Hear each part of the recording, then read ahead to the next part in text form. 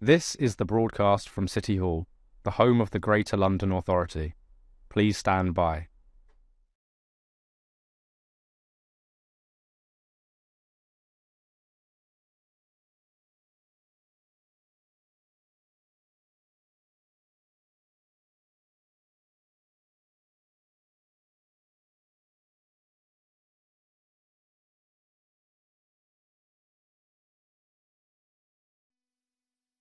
This is the broadcast from City Hall, the home of the Greater London Authority.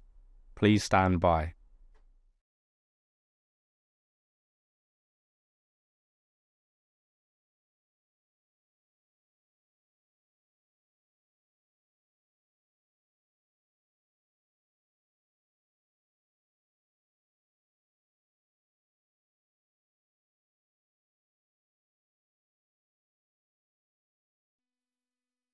This is the broadcast from City Hall, the home of the Greater London Authority. Please stand by.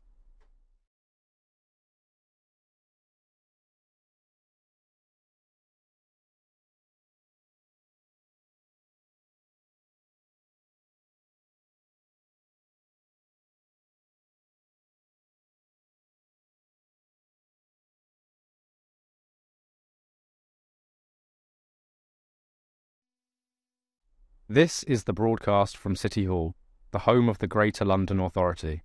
Please stand by.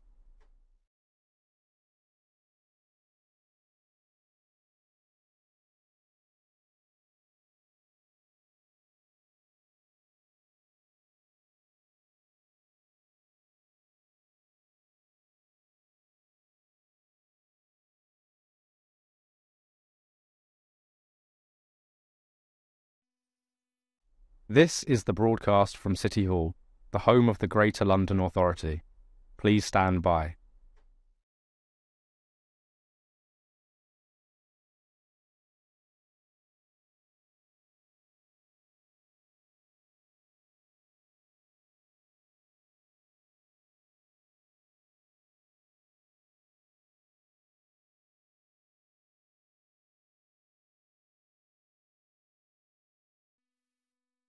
This is the broadcast from City Hall, the home of the Greater London Authority.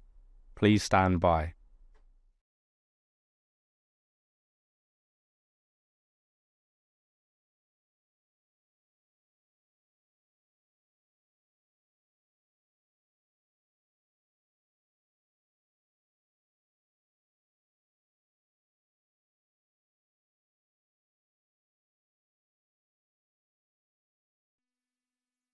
This is the broadcast from City Hall, the home of the Greater London Authority. Please stand by.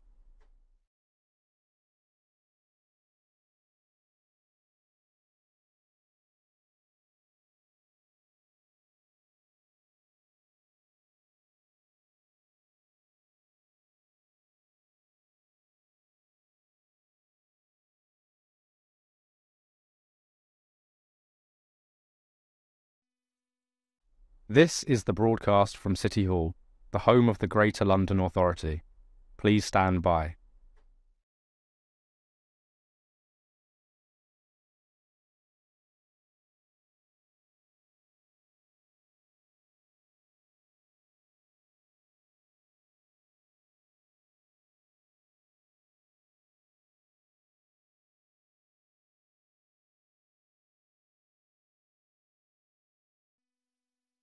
This is the broadcast from City Hall, the home of the Greater London Authority. Please stand by.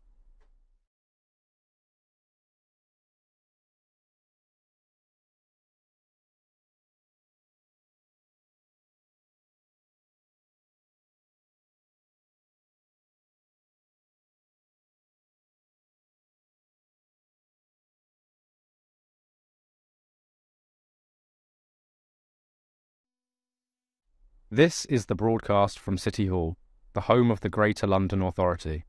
Please stand by.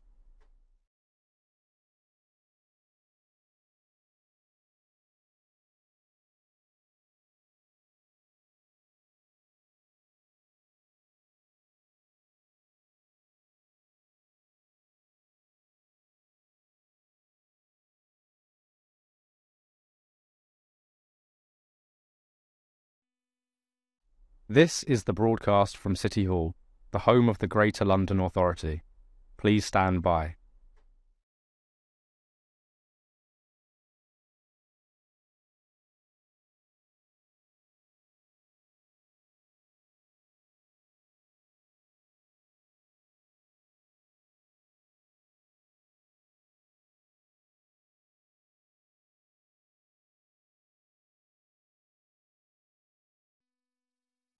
This is the broadcast from City Hall, the home of the Greater London Authority. Please stand by.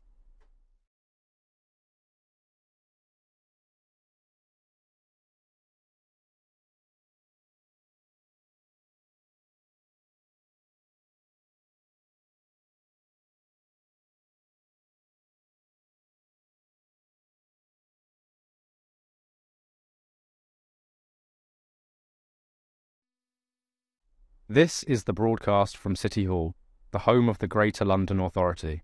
Please stand by.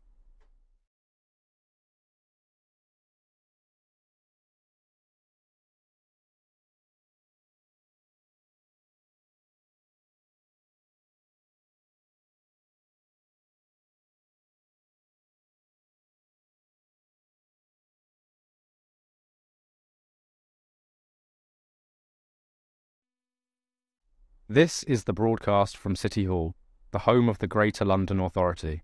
Please stand by.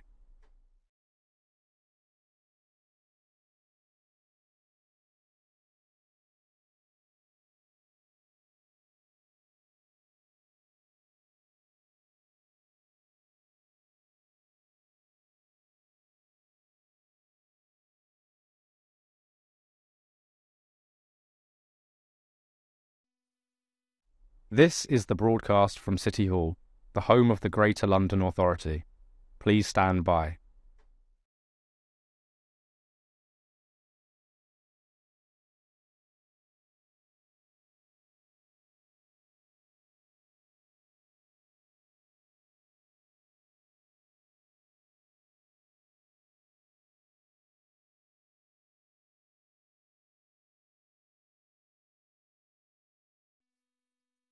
This is the broadcast from City Hall, the home of the Greater London Authority. Please stand by.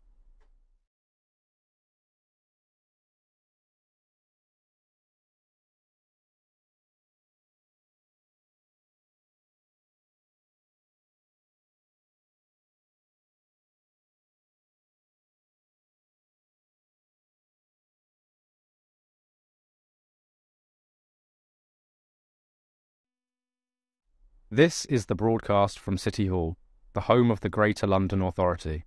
Please stand by.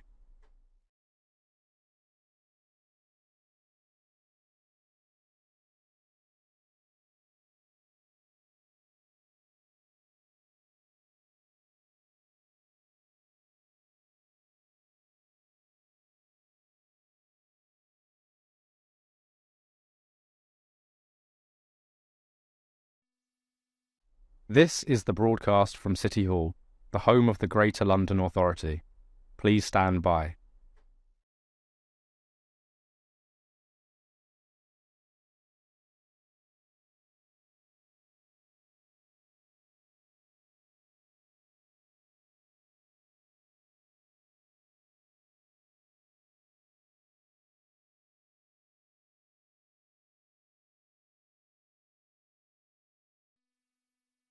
This is the broadcast from City Hall, the home of the Greater London Authority. Please stand by.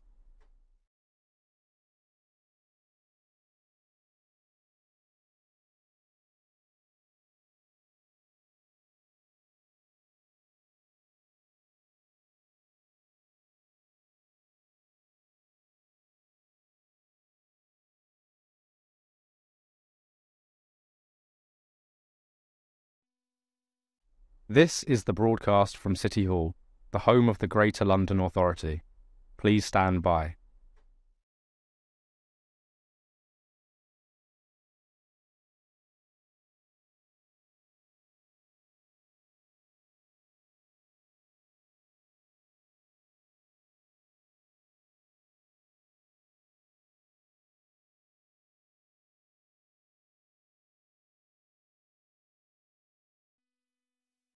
This is the broadcast from City Hall, the home of the Greater London Authority.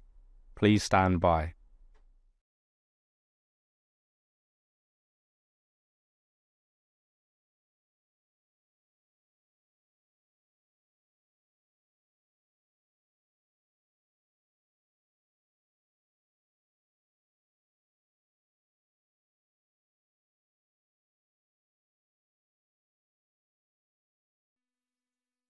This is the broadcast from City Hall, the home of the Greater London Authority.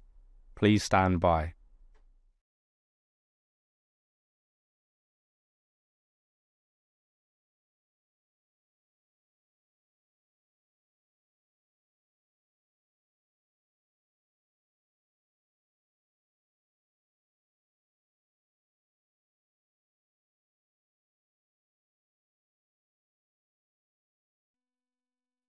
This is the broadcast from City Hall, the home of the Greater London Authority.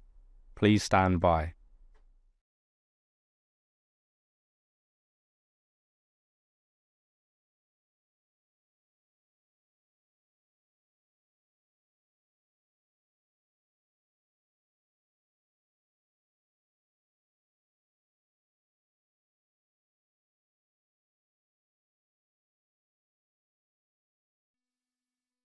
This is the broadcast from City Hall, the home of the Greater London Authority.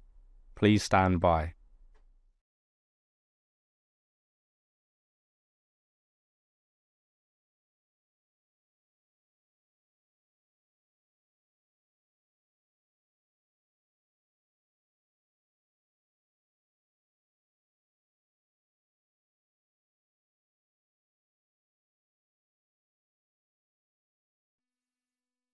This is the broadcast from City Hall, the home of the Greater London Authority. Please stand by.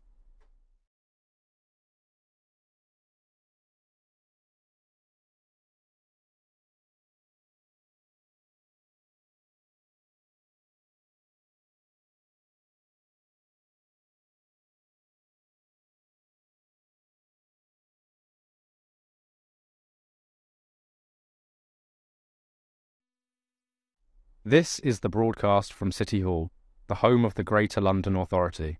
Please stand by.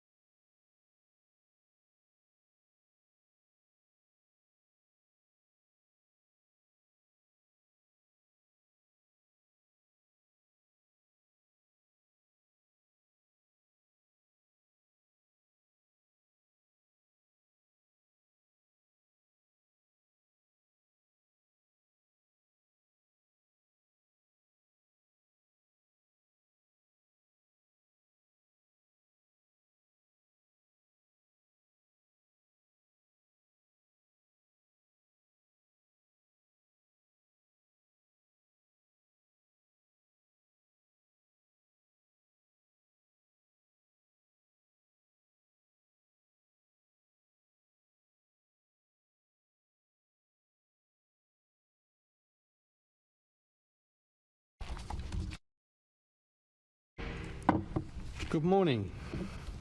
Welcome to members, officers and the public today for our meeting of the Transport Committee. The main item for discussion today is a question and answer session with the Transport for London Commissioner and the Deputy Mayor for Transport. Good morning. Please make sure your electronic devices are switched off or on silent mode. I'll quickly do that myself. Can I also ask guests and members to position their microphones so they can be heard clearly? If you do need to move your microphone, please use the body and not the neck. Great. So can I start by asking our clerk, Paul Goodchard, if there's any apologies we have received? Thank you, Chairman. No apologies for absence today. Thank you. Okay. Can we note the declarations of interest? Are there any declarations of interest, anybody? No? Good. So can we note the recommendation set out in item 2 and ask if members... We've already done that, so that's fine. Good. Thank you. Moving swiftly on. Number 3. Can we confirm the minutes of the meeting of the committee held on the 18th of December 2023 to be signed by me as a correct record? Great. Thank you. And can we note the completed and ongoing actions arising from previous meetings of the Transport Committee and additional correspondence received? Noted. Lovely. Then can we also note the actions taken by the Chairman of the Committee under delegated authority in consultation with the Deputy Chair and Party Group lead members, namely to agree a letter to the Mayor of London on Outer London Transport, a letter to the Secretary of State for Transport on Outer London Transport, and letters to Karen MacArthur and Laura Osborne regarding extensions to their terms of appointments on the London Travel Works Board. Noted. Good. So, we now move to our main item of business, which is a question and answer session with the Transport for London Commissioner and the Deputy Mayor of Transport. I would like to welcome our guests for this discussion, Seb Dance, Deputy Mayor for Transport and Deputy Chair of Transport for London. Welcome, Seb. And Andy Lord, Commissioner for Transport for London. Welcome, Andy. So, before we start, I'd like to invite you both to make a short opening speech, if you like. You can have 5 minutes. Perhaps, Commissioner, if you would like to kick off. Thank you very much, Chair. Good morning, everybody, and thank you for the opportunity to join you in what is only my 3rd week back after a period of medical absence, to have my left hip replaced, a renewal that had been much delayed, but I'm glad it's now fully recovered. And I would just like to put on note my sincere thanks to Rachel McLean, our Chief Financial Officer, who stepped in and covered whilst I was off and led TfL so incredibly well. Since last year's Q&A, we've continued to play a leading role to support the capital's economic recovery. We are also on track for the first time in our near 25-year history to achieve operational financial sustainability and deliver an operating surplus at the end of this financial year, which is an incredible achievement. As you will all be aware, on the 18th of December, we agreed £250 million of capital funding from the government to support our capital programme for the financial year 2024-25. And we're extremely grateful for this further contribution by the government. However, this was only half of the amount that we set out that we needed, and difficult decisions have had to be made following the agreement to ensure that we can continue to deliver for London. As a result of these decisions, however, the good news is that we have now been able to start delivering on our business plan for 24-25.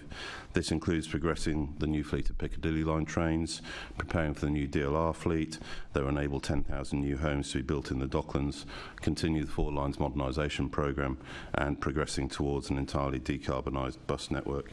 And I'm grateful to the Transport Committee for your ongoing support in our calls for funding certainty. Safety is at the heart of everything we do at TfL, and the committee is familiar with our Vision Zero ambitions, which I'm sure we will cover later in the meeting. However, members will have seen reports of 3 separate bus fire incidents and an absolutely tragic fatality at Victoria Bus Station last month. And I know you're rightly concerned.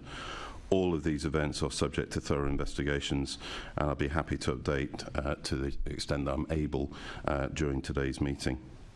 Chair, if I may, I would also like to take this opportunity to apologise to customers of the Central Line who have not been receiving the level of service they should. I'm acutely aware, as I said at the TfL board, that the reliability of the line has not been good enough, and want to assure you that this is one of my absolute priorities. We are working around the clock to get to the root of the problem, provide a more consistent service to customers, and to improve the situation. However, the issues on the line underscore why steady, sustained, long-term capital funding is so vital. Notwithstanding the day-to-day operational challenges we face, it is important that we continue to be forward-looking. One of my proudest achievements over the last year has been the publication of our plan to make our transport system fairer, more accessible and more inclusive. Equity in Motion sets out more than 80 new and ambitious actions to ensure as many Londoners as possible, as well as visitors, can access and benefit from public transport. This plan covers key areas for improvement, such as increasing accessible travel, keeping customers safe, understanding our customers' needs, affordable travel, inclusive information and connecting Londoners. It follows on from our colleague Action on Inclusion plan, also published last year, or earlier this year. Reducing the journey time for those who rely on step-free access is vital to help create a fairer, more accessible and inclusive transport network for everyone. This is why I'm delighted that today we are able to confirm that work will commence to make Northolt Tube Station on the West Ruislip branch of the Central Line step-free. We're also planning to start design work on making North Acton on the Central Line and West Hampstead on the Jubilee Line step-free, whilst also addressing capacity constraints at those stations. As well as improving our customers' experience of the network, we've continued to expand our transport network's customer offer, including making progress on the Superloop. On Saturday, 3rd of February, saw the introduction of the latest Superloop service, the SL5, providing an affordable express link between Bromley and Croydon. I'm really thrilled with the success of the service and how quickly it's been taken to by customers, and want to reiterate my thanks to everyone involved in making it happen. A key milestone for us in the last year, of course, was the expansion of the ultra-low emission zone across all London boroughs in August.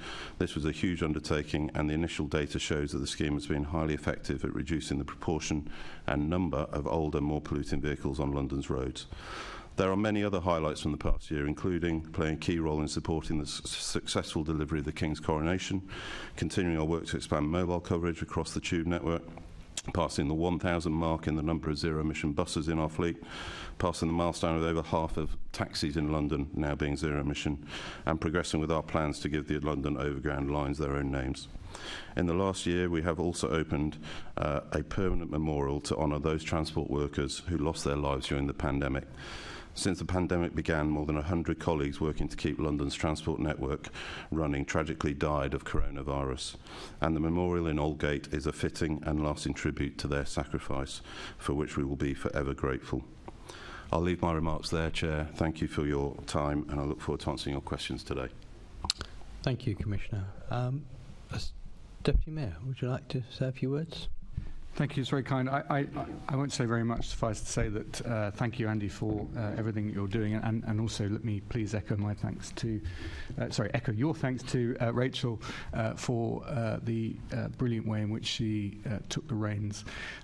As you will have heard from the Commissioner, transport covers so many different aspects of all of our lives. It's not just about getting people from A to B, it's also about the way in which we view the city, the way we relate to it, and how we can show that we are an inclusive city that really does deliver for people who for a very long time, I think, have felt marginalised by the services that are offered across the board. And if we in transport can change that and make the city accessible and show that really the public transport is exactly that. It's public, it's for everybody. Then we'll be making huge strides. So I'm really proud of the work that Andy and his team are doing on that. Transport is the lifeblood of, as I've said in this committee before, of our city. It's the skeleton on which so much depends, and it's a real privilege to be leading the work on ensuring that Londoners not only get around our city but can do so affordably and can do so with available services that are also increasingly accessible. Those three things are an essential component of a good transport system.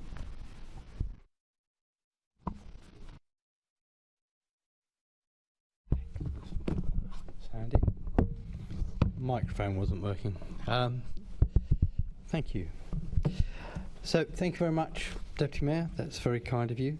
So we're going to start up with the questions now. And I'll be asking the first question. It's to the Deputy Mayor and the Commissioner. Following the December 2023 funding agreement with the government, can you provide us with an update on the steps you have taken to address what the TfL Commissioner referred to as a shortfall in funding from TfL's original draft budget for the upcoming financial year? Chair, if I can take that first. So as you rightly said, we were very pleased to reach the agreement with government, but it was £250 million less than we had requested. We've been very clear that TfL can fund about 3/4 of its capital needs through its own financial performance, which again is a huge improvement over the years previously. But nonetheless, we did need that full £250 million.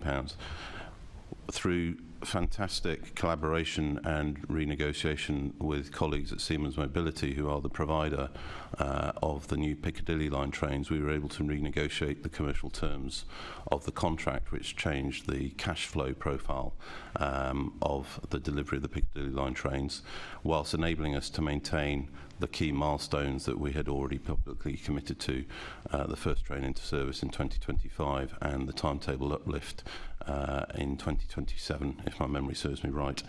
And at the same time, actually, it's enabled Siemens to be able to commit to produce more trains at their facility, their new facility in Goole in East Yorkshire, which is good news for the local economy there and jobs in the UK and the wider supply chain. And that renegotiation has made a significant contribution to filling the shortfall, but it's not without cost. It will result in a higher overall cost to the programme over its lifespan, but it enables us to move our cash flow and improve our cash flow situation, and that has been the fundamental difference that we've been able to renegotiate and help fill the gap, along with some minor issues. So the good news is that there is everything in our business plan for the financial year 24-25 will still be delivered.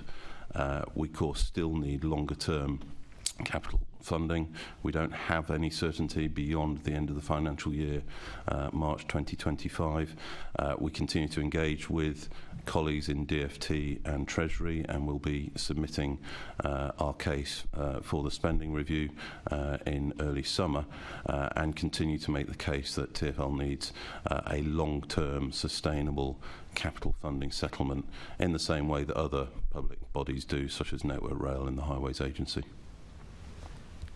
I'll come to you in a second, Deputy Mayor, if that's right. If you mentioned that you had to rephase things because of cash flow problems. Would it be the case then that the Mayor's decision for the partial fares freeze, which I believe has a revenue cost of around about £140 odd million, would that affect your cash flow?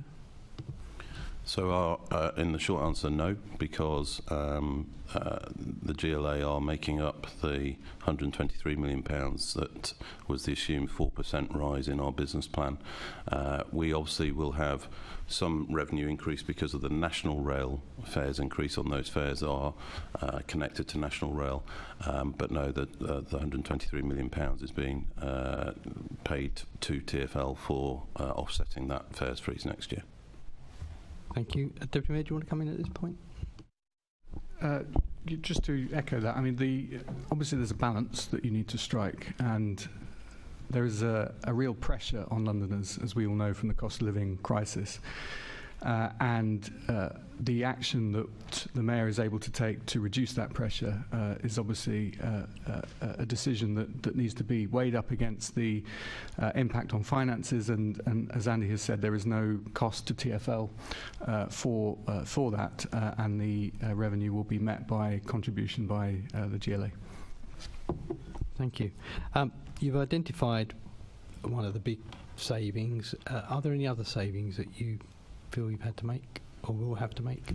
So we have a significant savings plan in our business plan anyway, as we have done actually even before I arrived in TfL in 2019, and we have a good track record of achieving that. We need to deliver an additional £600 million of recurring savings by the end of the financial year 25-26. That is no change. There's no change to that as a result of the capital funding deal, and we're confident that we'll deliver those savings plans over the course of the next 2 financial years. Thank you. Assemblymember Pigeon. I think you're on this next. Oh, sorry. Assemblymember McCartney, you want to come in on this section? Yes, my first question is for the Commissioner. I'm going to ask my usual question about Piccadilly line and the signalling upgrade. We have the new trains arriving from next year, and once they're in, capacity on the Piccadilly line will increase by 20%. But if we had a signalling upgrade, it would increase capacity by 60%. Can I ask, is there any chance of this government, giving you any good news on that signalling upgrade? I think realistically getting any decision this year is highly unlikely. We have continued to make the strong case for the Piccadilly line signalling upgrade. I think the numbers will get 12% increase with the new trains with the timetable uplift, and then it's about 45% if we had the signalling, because that would enable us to go to 30, 32 and ultimately 36 trains an hour, which way you get even higher capacity. The Piccadilly line signalling upgrade is up there as one of our highest priorities for our long-term capital funding request. It will be in our request as part of the spending review. It's clearly more than a one-year programme of work, but it would be, and it's in my view, a real false economy to buy these incredible new trains which will transform the customer experience and reliability of the railway, but not maximise the potential that they bring by having them operating on the current signalling system. So at the moment, I can't see any immediate decision from the current government, but we will continue to make a very strong case for it. We believe there's a very strong business rationale and economic rationale for it. Thank you. And to the Deputy Mayor, if I can, a similar question. And we've already asked about multi-year funding settlements, and at the moment this government, which is limping towards an election, is only prepared to give 1-year funding settlements. Are we going to need a new Labour government in order to get any good investment decisions for London? I think the key thing really is certainty, and providing a landscape in which Andy can make the decisions that he needs to make to plan in the longer term. And of course that's not just something that's good for TfL and ensuring that we have a nice kind of horizon scanning operation that we know what's coming down the line. It's also about, as Andy mentioned, the supply chain nationally. The factory in Goole that is producing or will be producing the new Piccadilly line trains, of course it would be good for them, as well as us, of course, to have confirmation that we would be able to commission new trains, for example, for the Bakerloo line, as an example. Obviously subject to all of the normal processes, but having that possibility, having that ability to plan long-term, I would say is essential. And moving from short-term deal to short-term deal is in nobody's interest at all. We often hear support for London-style funding deals for other parts of the country. 100% support that. That is an excellent idea. it would be wonderful if London could have a London-style funding deal. Thank you. Thank you, Chair. Thank you. Assemblymember Pigeon. Lovely. Can I just pick up from some of the earlier discussion with you, Commissioner? Because Patrick Doig came before the Budget Committee in December, and we talked to him about the business plan, which assumed projected passenger income increase of 11%, and that was made up of 4% fare rise, 6% demand in growth, and 1% from other yield factors. So the announcement from the Mayor for this partial fare freeze would appear maybe to be sort of unexpected to you as well. And whilst I understand from the answer to the question, you've been given 1 year's funding from the GLA to plug the gap, obviously there's a cumulative fare income that you will be losing out on. So what are you having to do in terms of your financial sustainability and reviewing your future business plan? Because there will be a loss of income unless City Hall every year can be putting that additional money in. My expectation is it's a recurring £123 million, so it's not just for 1 year. It's moving forward as well. So our assumptions on revenue remain unchanged. Obviously, we have a decision for fares, as you know, is for the Mayor and they alone. Our business plan assumes an RPI +1 increase for subsequent years, but the 123 million is a recurring payment to TfL to offset the decision this year. Okay, that wasn't clear earlier, so that's really useful to know. So every year GLA will be providing that to TfL, so there isn't that loss to you. Can you just explain to us a little bit about, obviously I know you provide information to the Fair and it's a political decision and it's absolutely right, but when were you aware that the Mayor was looking at freezing fares? So personally, obviously, I was off at the time, but the decision, my understanding is the decision was made literally the day before it was announced, which is normal. I was obviously party to all the analysis that TfL provided up to my going off from operation in early January, and I believe Rachel was made aware the day before the announcement as well, which is normal process. So the advice was provided, which you would have had sight of, I think we saw something like the 11th of January? Well, there's a range of options that we provide. It's an ongoing process. We actually start work in the late autumn, and then obviously the Mayor makes a decision based on our advice, the options that are being considered, and then whatever he chooses to do. Yeah. Okay, that's lovely. That's just really helpful to clarify that. Now, one of the other fares announcements was around the Friday Fares initiative, which I think is really a very interesting idea. But clearly we've seen the train operators coming out saying much work remains to be done before a trial can take place. We were told the trial was due to start in March and would last for 3 months. Can you talk us through where you are with this particular initiative, and also talk to me about the cost of it, please? So the Friday Fares trial is something that we were keen to support for obvious reasons. We're keen to increase usage of public transport on Fridays. We've seen a material, we haven't seen the material growth that we've seen across every other day of the week, recognising that Fridays were always a bit lower prior to the pandemic. Again, we've been looking at a range of options. Because of the nature of the way the fares interact with National Rail, any decision regarding changes to fare structure need to be agreed with the Rail Delivery Group, who represent all the train operating companies.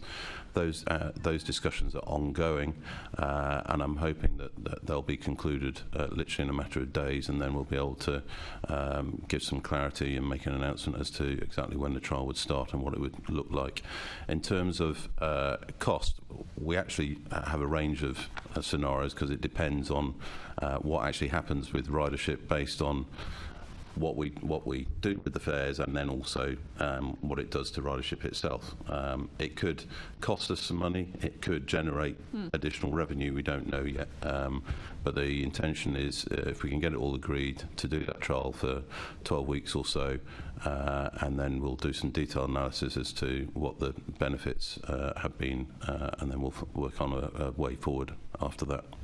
No, I mean, I think it's a really interesting idea, and it's looking at how you can change demand. And I think it's an interesting pilot. What I'm concerned about is the train operators seem to be slightly taken by surprise by this announcement. Perhaps, Deputy Mayor, you can talk a bit more about that. And also, I think you've publicly stated that it's going to cost £2 million a week, up to £24 million. But TfL subsequently said that £24 million is needed to cover the payments to the train operators, as well as subsidise reduced fares. So can you talk us through a bit more about the detail behind this? Because you haven't just made a decision with no financial information, I'm sure.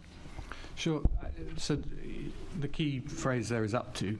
As Andy obviously highlights, we don't know what the impact yet will be on ridership patterns, and that figure is the simple calculation of the estimated reduction in revenue, given it will be an off-peak fare as opposed to peak fare. I agree, it is exciting, and I think we have to look at the way in which travel patterns are changing across the board.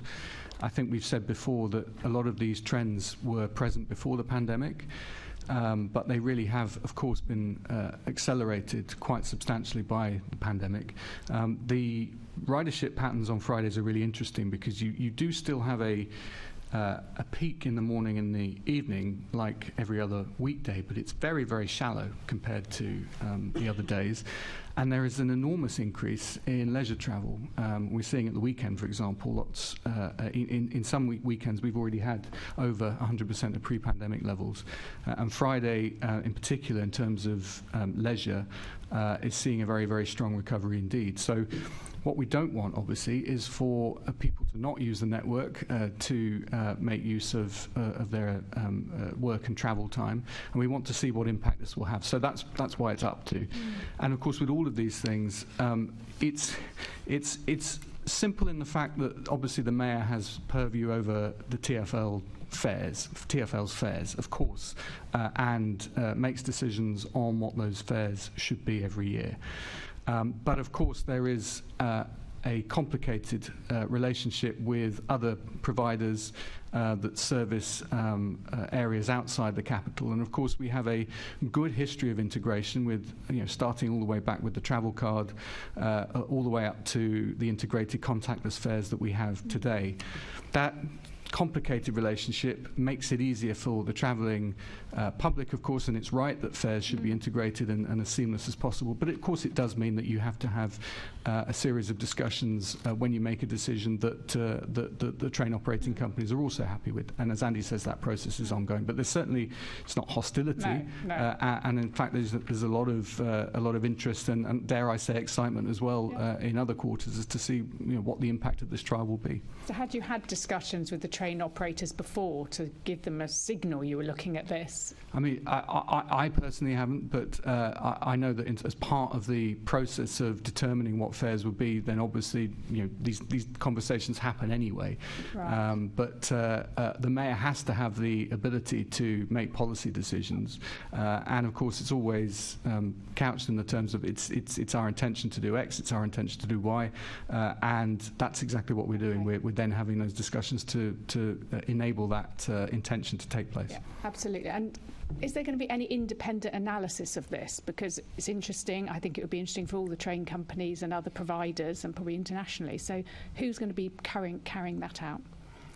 I'm sure there can be independent analysis, but I do know that TfL has excellent data in terms of ridership and looking at the patterns of travel, and obviously that data is what is informing a lot of the decisions to look at the changing in nature of travel patterns and so on. So we do have very good data. Commissioner, so are you planning to get any academic or someone just to oversee this or feed into it? I don't know is the short answer, some of them are pigeon, but I'll take it away. I mean, clearly it won't be TfL alone, because we'll have to involve the RDG, because there's a complex reapportionment of revenue, as you know, between the train operating companies and TfL. So it wouldn't be us making decisions standalone anyway, but I'll take that away and confirm in writing to the Assembly. You might want to consider that just because this is such a sort of important piece of work. Lovely, I'll leave it there. Thank you. Andrew. Thank you very much. Assembly Member Boff.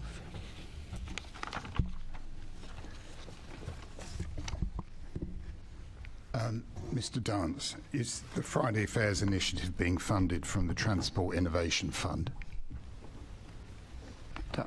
Specifically, I'm not sure off the top of my head, but I can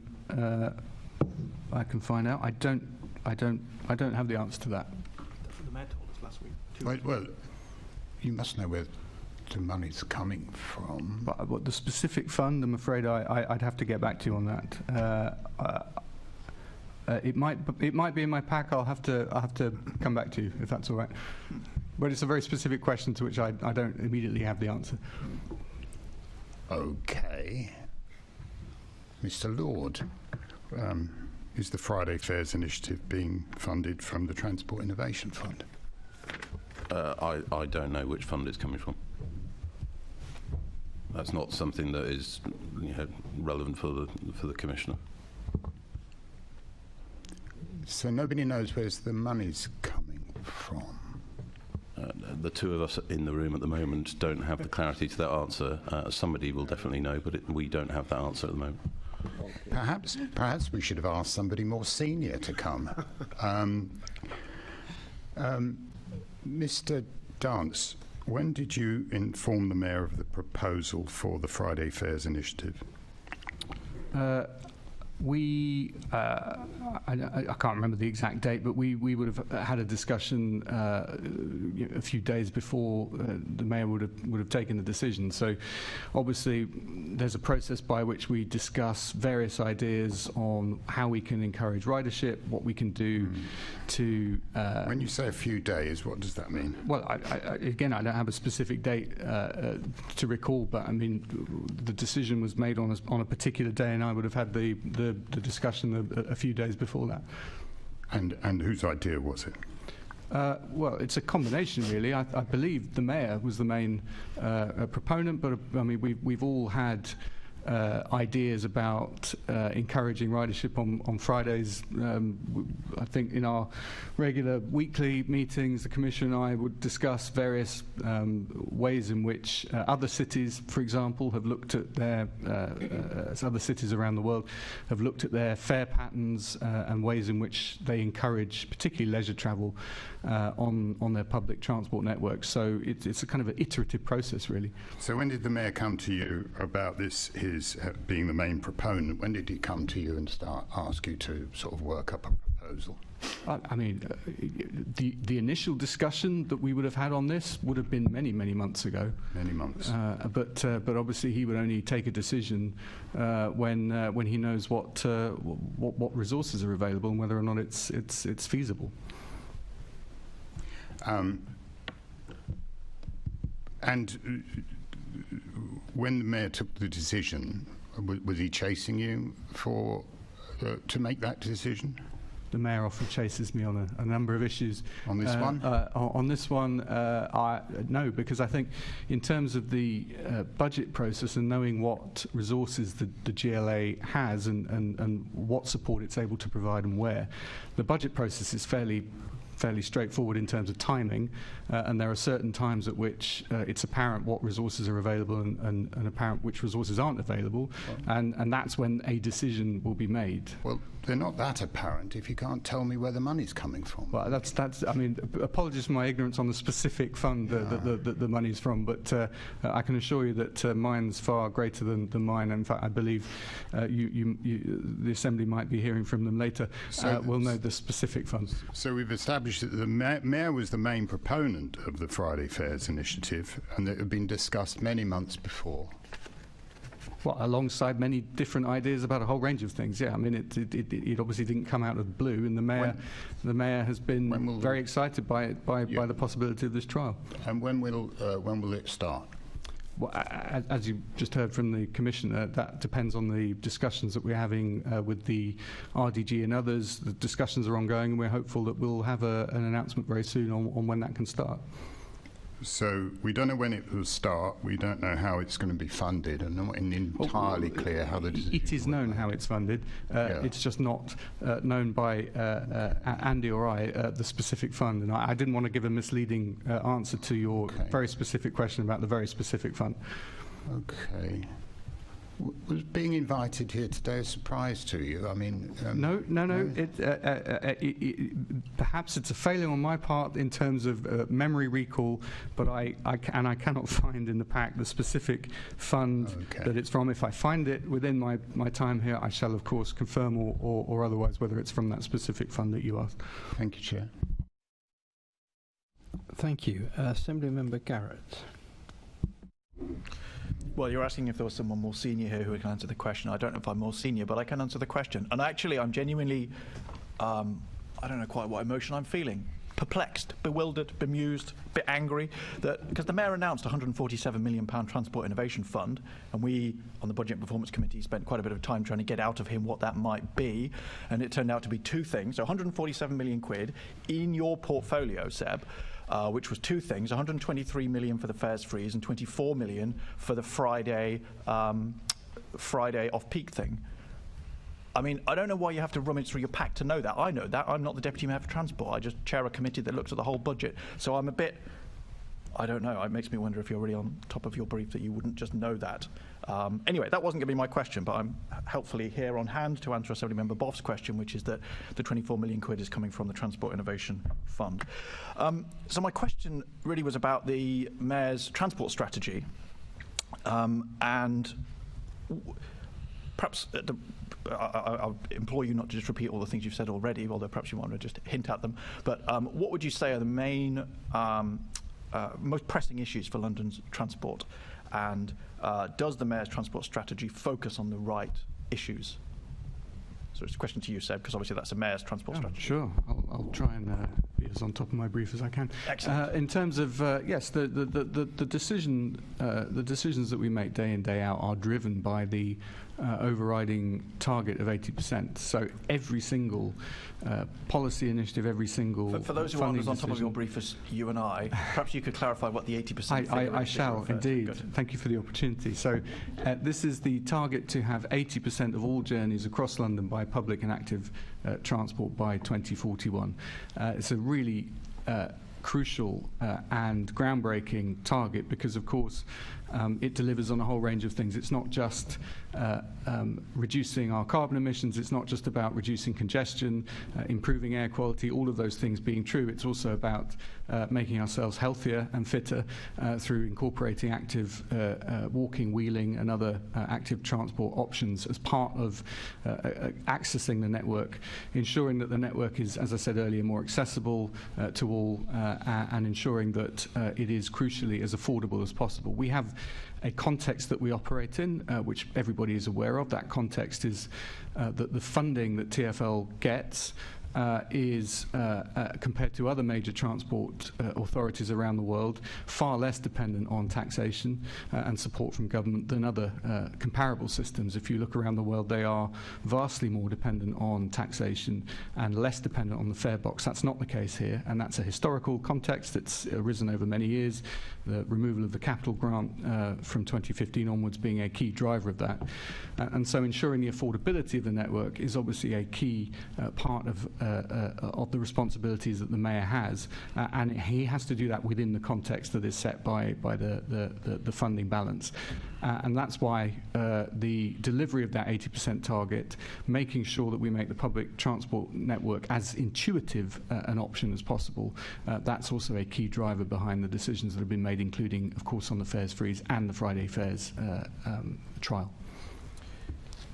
So I'll come back to the 80% target for basically non-car or non-car and motorbike travel. So you're happy that that's, I mean, I asked you what the priorities are, you've sort of said that. You don't think, should there be more priority in the Mayor's transport strategy to improving people's journey times to make it faster to get around London? Yes, there should. And one of the key metrics we look at is bus times. And reducing the length of bus journeys and increasing average bus speeds is a key part of that. It's why you would have seen TfL controlled bus lanes being made 24 hours, for example. that has driven up bus speeds in parts of the capital where typically the buses have been held up in congestion. It obviously is also about reducing the additional time that people with disabilities or disabled people have to face in order to plan their journeys and in order to overcome many of the barriers that are put in their way that we are progressively removing. But obviously that takes time, it takes money, it takes investment, and a return to that call for a long-term plan. That's also a key part in reducing time. So it's not necessarily just the journey times, which we obviously want to speed up, particularly on the bus network, but it's also about ensuring that the additional planning and time taken to overcome barriers that disabled people face, that they are also reduced. And we do have specific targets in the MTS on that, and that is a key metric for the step-free access programme, for example, and reducing those additional times.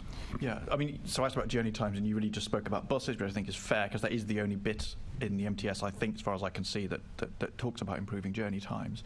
But so if you're just a normal Londoner who's thinking about travelling around, how long it takes you to get from A to B is obviously quite fundamental to your journey planning. So certainly in my neck of the woods, Sutton and Croydon, I obviously by the nature of my job travel around it quite a lot. It's quite normal, unless I'm travelling into the centre of Croydon, it's quite normal for a bus journey to take 2 times, maybe 3 times longer than driving. So do you think it's a net benefit to London, and I suppose specifically outer London boroughs like mine, to replace, say, a 15 or 20-minute car journey with a 40, 50-minute bus journey? Is that a net benefit to London if people make that choice? It's a fair question. I think if you looked at the road network on its own without any ancillary problems like congestion and planned a journey at a quiet time of day, you can often conclude that it would be faster by car. Of course, for a lot of people it isn't. And the more cars there are on the road, the harder it is for people to get around. That's a simple fact to do with congestion and capacity, of course. And yes, I think in some instances it is sometimes faster for people to travel by private car than it is on the public transport network, and that's one of the key metrics that we look at in improving journey times on the public transport network, particularly in outer London, where making the intuitive decision to travel by public transport is not necessarily the starting point that people have today, but it's certainly the position that we want to get to in the future, and it's a key metric. Seems like the underlying assumption of your answer is that people, if they knew about what was going on and planned their journey differently, then they would make a different choice. I mean, I flatter myself that I'm perhaps more familiar with my local transport network than most people. So I actively check the Citymapper app, and Waze, which is the GPS app I use, is routinely 2 to 3 times quicker in my car.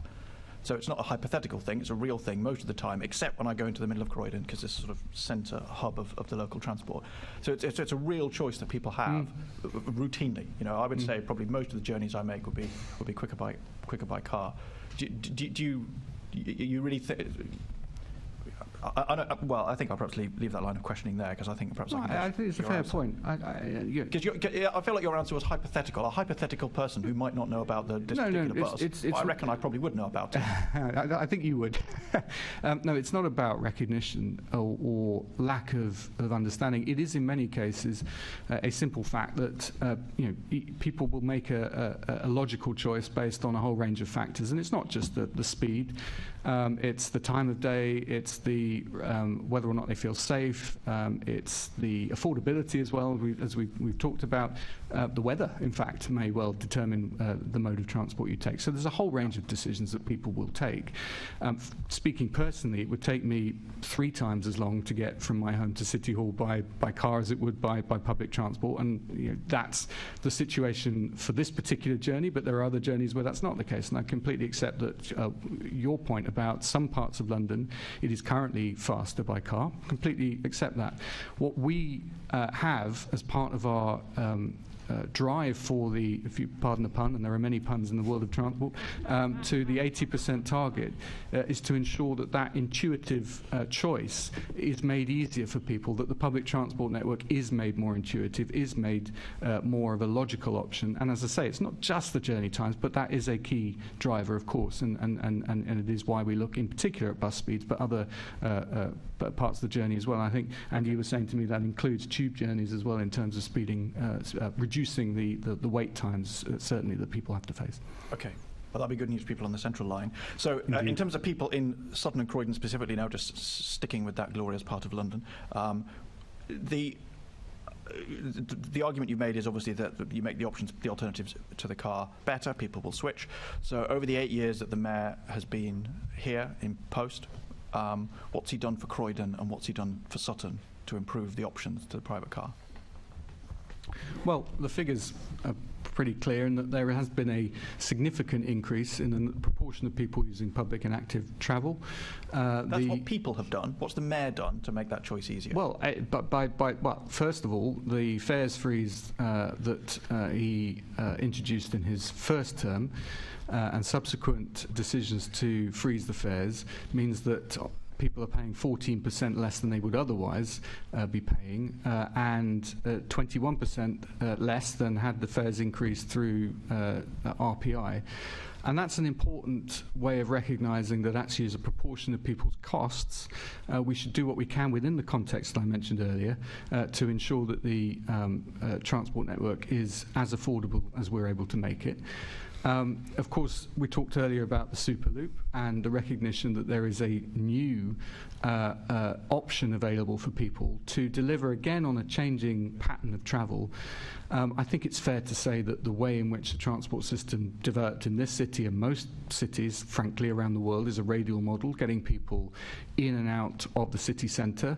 That's changing. People's patterns of travel are changing. You're a good example. You travel around. I know you do it for your work, but a lot of people do it for their work as well, who are in a completely different line of work to yours. And travelling from town centre to town centre in outer London is increasingly important. So that's why the Superloop is such an important change. The tram network, there's a new trams coming, and we're investing in the state of the track as well. There, unfortunately, of course, that means temporary closures, of which there is one today, I believe, to improve the condition of the track and ensure that the tram system runs better. And of course, we work with the train operating companies to ensure that they retain as good a service as possible, but there's only so much we can do with services that aren't in our control, which is why we've consistently said that TfL would run a better service on many of those lines. Okay. I mean, but the public transport network is substantially the same. I mean, I'll grant you the Superloop, although I was at a meeting in Sutton last night and they implored me to point out that nets off against cuts to buses elsewhere. Anyway, I'm not a critic of the Superloop, but I mean, the options are substantially the same as they were 8 years ago. And I'll grant you that the Victorians didn't build the tube in Sutton or in Croydon. That's not your fault. I'm not holding you to account for that. But what is your fault is the target for people in those parts of London. Sorry? Is the target that you've set for those people to stop using their car, and the alternatives aren't there. Let's blame the Victorians for that. But you haven't really provided any alternatives other than what was already there. I dispute that. So we have, for example, some 400,000 additional kilometres per year of bus services operating. The new Route 164, it's extended from Sutton Hospital to the town centre, the new London Cancer Hub development. That creates new links between the hospital and the north of the borough and Merton. We've got a new route, the S2, running between Epsom and St Helier via the town centre, resulting in more frequent bus services between Sutton and Epsom. And again, that's creating links beyond the Greater London boundary, including a Sunday service for the first time. There's a very fast train between Sutton and Epsom. It's the same one that I get to come here and sure, but it doesn't stop at the places that people will need to visit along the way, and that's the key innovation that we're able to do with the expansion of the bus network. We've got 80 zero-emission buses now, new buses running in Sutton. Sutton is a pioneering area for the rollout of zero-emission buses. There's nearly 100 now operating in Sutton alone. And we've got new buses on routes 93, 154, 164, 213 and 80. They join the existing zero-emission buses already operating on 413. And as I say, the proportion of people who are using the network compared to 8 years ago is very much higher. So I'm afraid I will have to dispute your claim. But I mean, that substantial time difference of it taking multiple times longer to make the journey by bus, which is the main public transport we have in my patch. It hasn't really changed, has it, off the back of all of that? Well, I mean, you've given an example of your own experience where a particular journey isn't faster by bus, but the key experience that people have is that there are many journeys that are faster by bus. And the figures speak for themselves in terms of the proportion of increase of bus passengers. The fact is you don't just introduce new bus routes and zero-emission buses because it's a good thing to do, which it is. You do it in response to demand, and the demand is clearly there and growing. And so it shows that people do want to take public transport options, and that when you provide them, they use them. Okay, I think I'm out of time. Thank you, Deputy Mayor. Thanks, Chair. Thank you, Assembly Member. And thank you, Deputy Mayor, for your answers. I'm afraid I'm just going to have to prolong the agony a bit. I've been asked by the Transport Group of Streatham Action Commissioner to ask you a few questions about the Streatham cycle scheme. I don't know if you're familiar with that, or whether perhaps I could share those questions with you then, and you could give me some answers in writing. By all means, Chair. Yeah, I'm afraid I'm not familiar with that specific scheme. That's good. Thank you. So, Assembly Member Moema. Thank you, and good morning, Commissioner, and good morning, Deputy Mayor. So I wanted to ask both of you, first of all, about the Equity in Motion plan, and just to ask you how it differs from other commitments that have previously been made by the Mayor and TfL to improve safety and accessibility of the transport network. Thank you very much, Assembly Member Moema. I'm very proud of Equity in Motion. We have spent, it builds on previous actions that TfL, under the Mayor's guidance, have been working on. We have spent a lot of time engaging with key stakeholders across various representative groups, and it really helps us prioritise over the next 5 years a clear plan of how we continue to improve TfL's public transport system. Particular focus on accessibility, not just physical accessibility for step 3, of which I've already made an announcement today, but also around how we continue to make information more accessible, including real-time information, how we ensure that our staff across the TfL family provide a proactive service to customers who need help, how we continue under the Mayor's leadership to keep the system affordable, particularly in areas where the cost of living crisis is having a particular challenge, how we continue to focus on looking at the integrated aspects of the journey for all users, to ensure that there's better coordination across the transport network, and really helping to prioritise some of the other key feedback that we have, toilet availability, for example, and we've got £3 million of funding in the coming financial year to make a difference there, and various other schemes that I think we will really make a difference. Some of that requires investment, some of it will take time to actually make physical infrastructure changes, but some of it is also around the softer side of things that we can make a difference for those customers who want to use the network. Yeah, just to echo the Commissioner's words, really, this is about ensuring that at every stage of planning and implementation that the needs of all customers are really taken into effect. And I think that the key here is that we've seen many initiatives over the many decades previous to improve accessibility, and they have, but in many aspects they haven't been co-designed, they haven't been worked through with partners to ensure that we really are meeting the highest standards, and that's really where Equity in Motion delivers on so many of the priorities that the Mayor has had in ensuring that we have that ethos right from the very start, and it will make an enormous difference, not just in the way in which people experience the network, but the way in which the entire organisation at TfL thinks about the network and provisions that are on offer. Okay. Thank you for that. I mean, I think recently there was an incident at Dalston Junction Station, which is in my constituency, where a disabled woman was the lifts were out of service, and I guess that's something that happens across the network, but it's particularly difficult there. This woman spent 15 minutes trying to get up the stairs, and I really hope that the equity in motion strategy deals with the fact that she was not assisted by staff, and just kind of greater focus on those really vital bits of infrastructure like lifts for disabled Londoners. But if I can just move on to, and so I'm going to ask these questions of the Commissioner, but I would welcome Deputy Mayor Dance, your thoughts on this as well. And it's around accessibility, so TfL's role as a landlord and Places for London. And Deputy Mayor, I know that you're well aware of the issues around Len Maloney and JC Motors, and you and I are working through that particular case. But there is a wider question about TfL and Places for People, the new iteration of your property management, and its accessibility, the accessibility of those spaces to small and medium-sized businesses. I know that the income that you generate from the arches that TfL owns and manages is about 1.8% of your total income, so it's a very small drop in the ocean.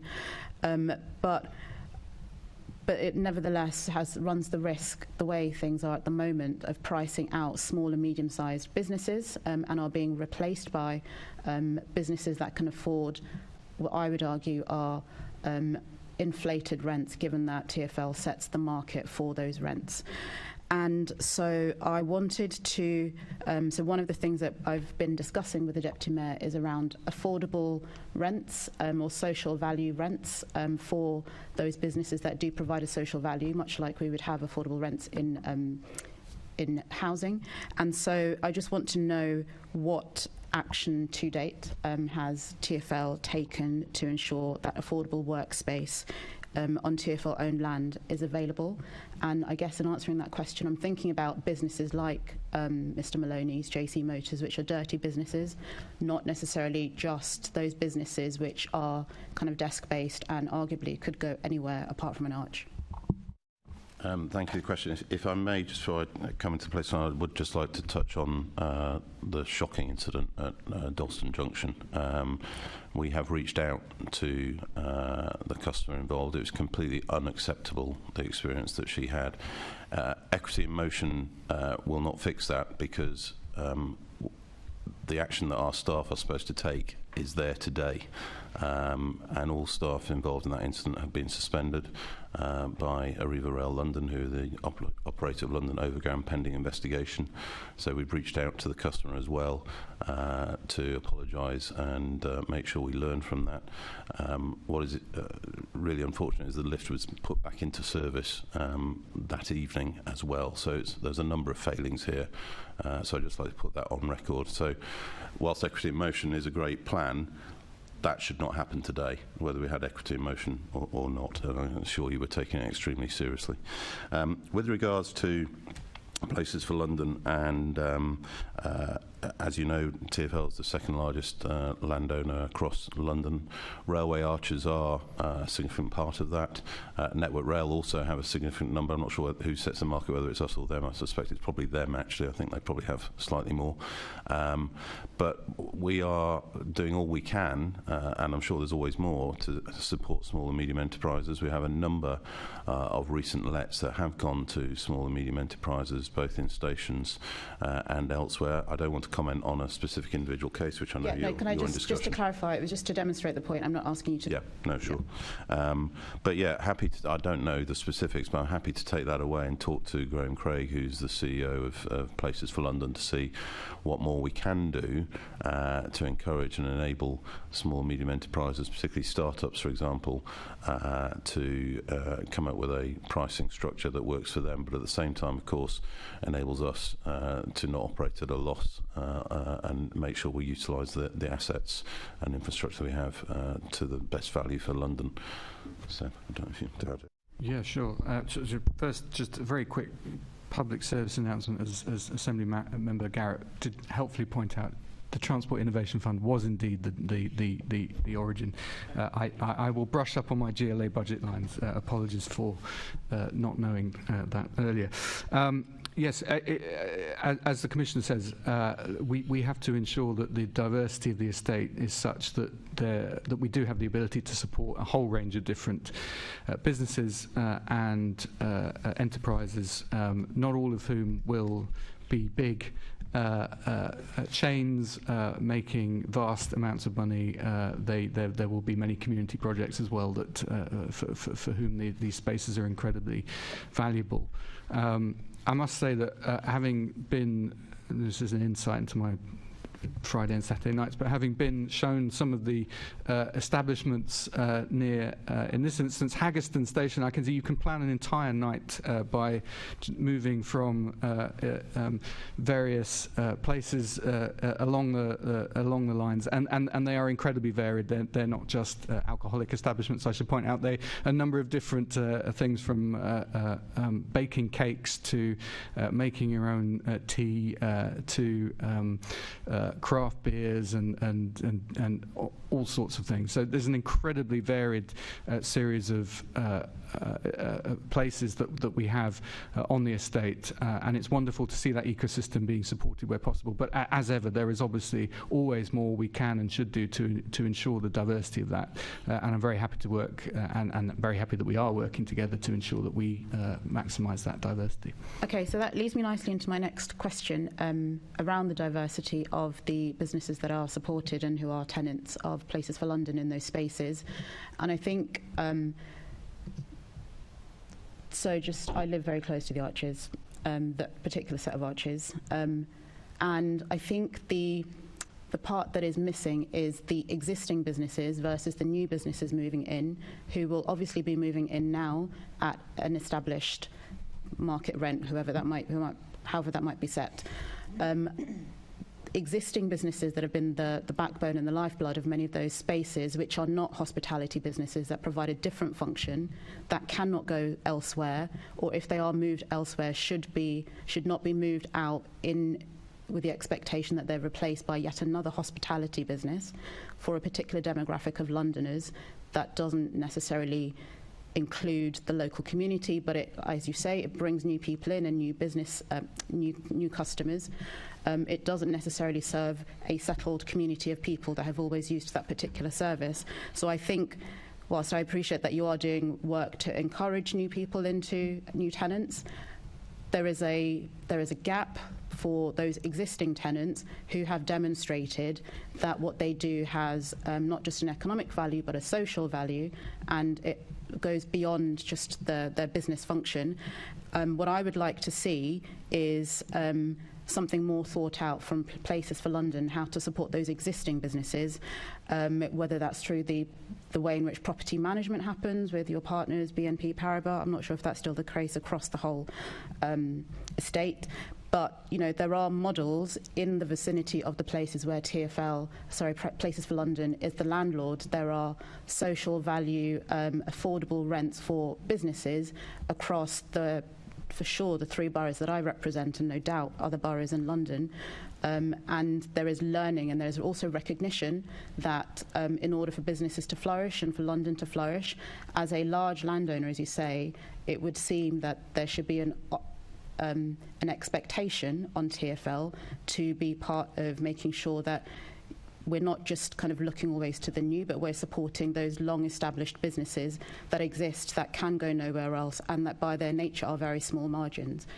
So, for example, I don't see why in the Kingsland Arches, Amazon can go where they like, but they don't need to be there, and that has happened because a business that was there before, no doubt a dirty business, has been priced out of the neighbourhood. And so I just think that in the work that we do as part of this wider work to obviously remain solvent, I think Assembly members would expect that TfL has some serious review of the work, of the approach to that. Yeah, we agree completely, and I would hope that, and without going to specific examples, but they have demonstrated that actually we can intervene in order to ensure that is the case. Of course, there is always a balance to be struck, and I should pay credit to Places for London having been newly established and hitting the ground running in terms of many of the developments, the opportunities for housing in particular and affordable housing on our estate, which obviously fulfills another key need of the city. The other, as you quite rightly point out, is healthy communities that have a series of services that serve those communities. And there is always a balance between being able to provide a service for which there is sufficient demand and ensuring that you have a good mix of different businesses and organisations and non-profits, and that is a key part of the makeup. It's early days for Places for London, but I would hope that by some of the action that we've already taken, that intention is certainly there. I'm very happy to work with you and of course with boroughs as well. You're right, there are many different policies in different boroughs of course, but some have very successful and active policies in this front. We'd be very keen to learn from what works and what doesn't. Okay, and before I hand back over to you, Chair, I would just want to ask both of you, just I guess directly, if you would consider implementing a social value rent for those businesses that support local communities, if there can be an established metric to define who those businesses are. And I've been working with East End Trades Guild, and they in turn work with the New Economics Foundation to establish that. And as I say, there are boroughs where there is learning available. And that will be under consideration, absolutely. If that's a metric that is proven to be successful and provides the balance and the mix and takes into account the changing nature of demand as well, because we have to understand that what is a community service one day may well not be in demand in future, and we have to recognise that as well. Absolutely willing to look at all of those proposals. Thank you. Assembly Member Berry. Thank you very much. So I wanted to ask some questions. Let me flick to my briefing.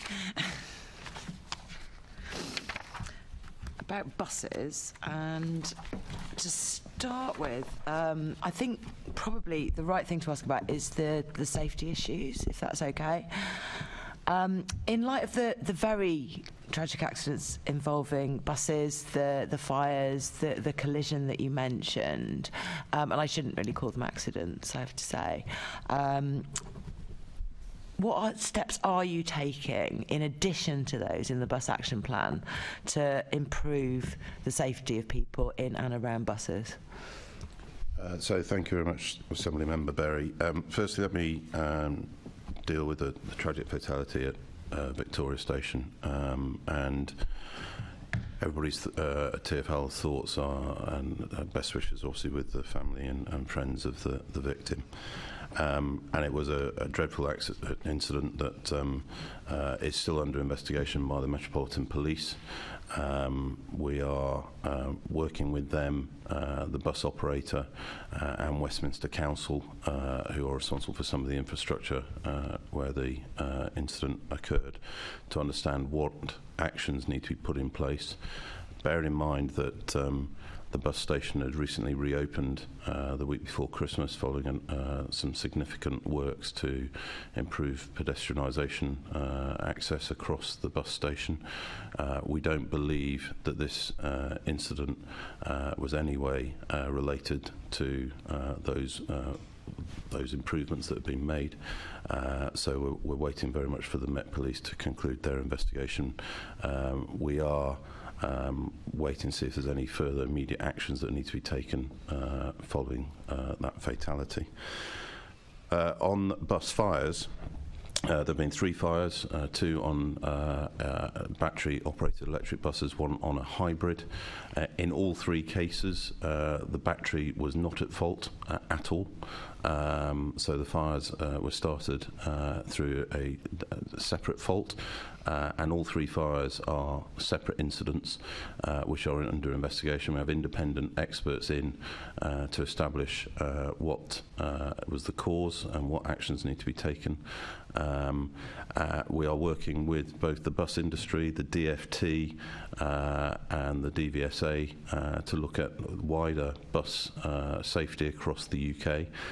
In terms of bus fire incidents, whilst those 3 happened in close succession in terms of timeline, actually the number of bus fires on the London bus fleet, considering the size of it, is far lower than other bus fleets across the UK.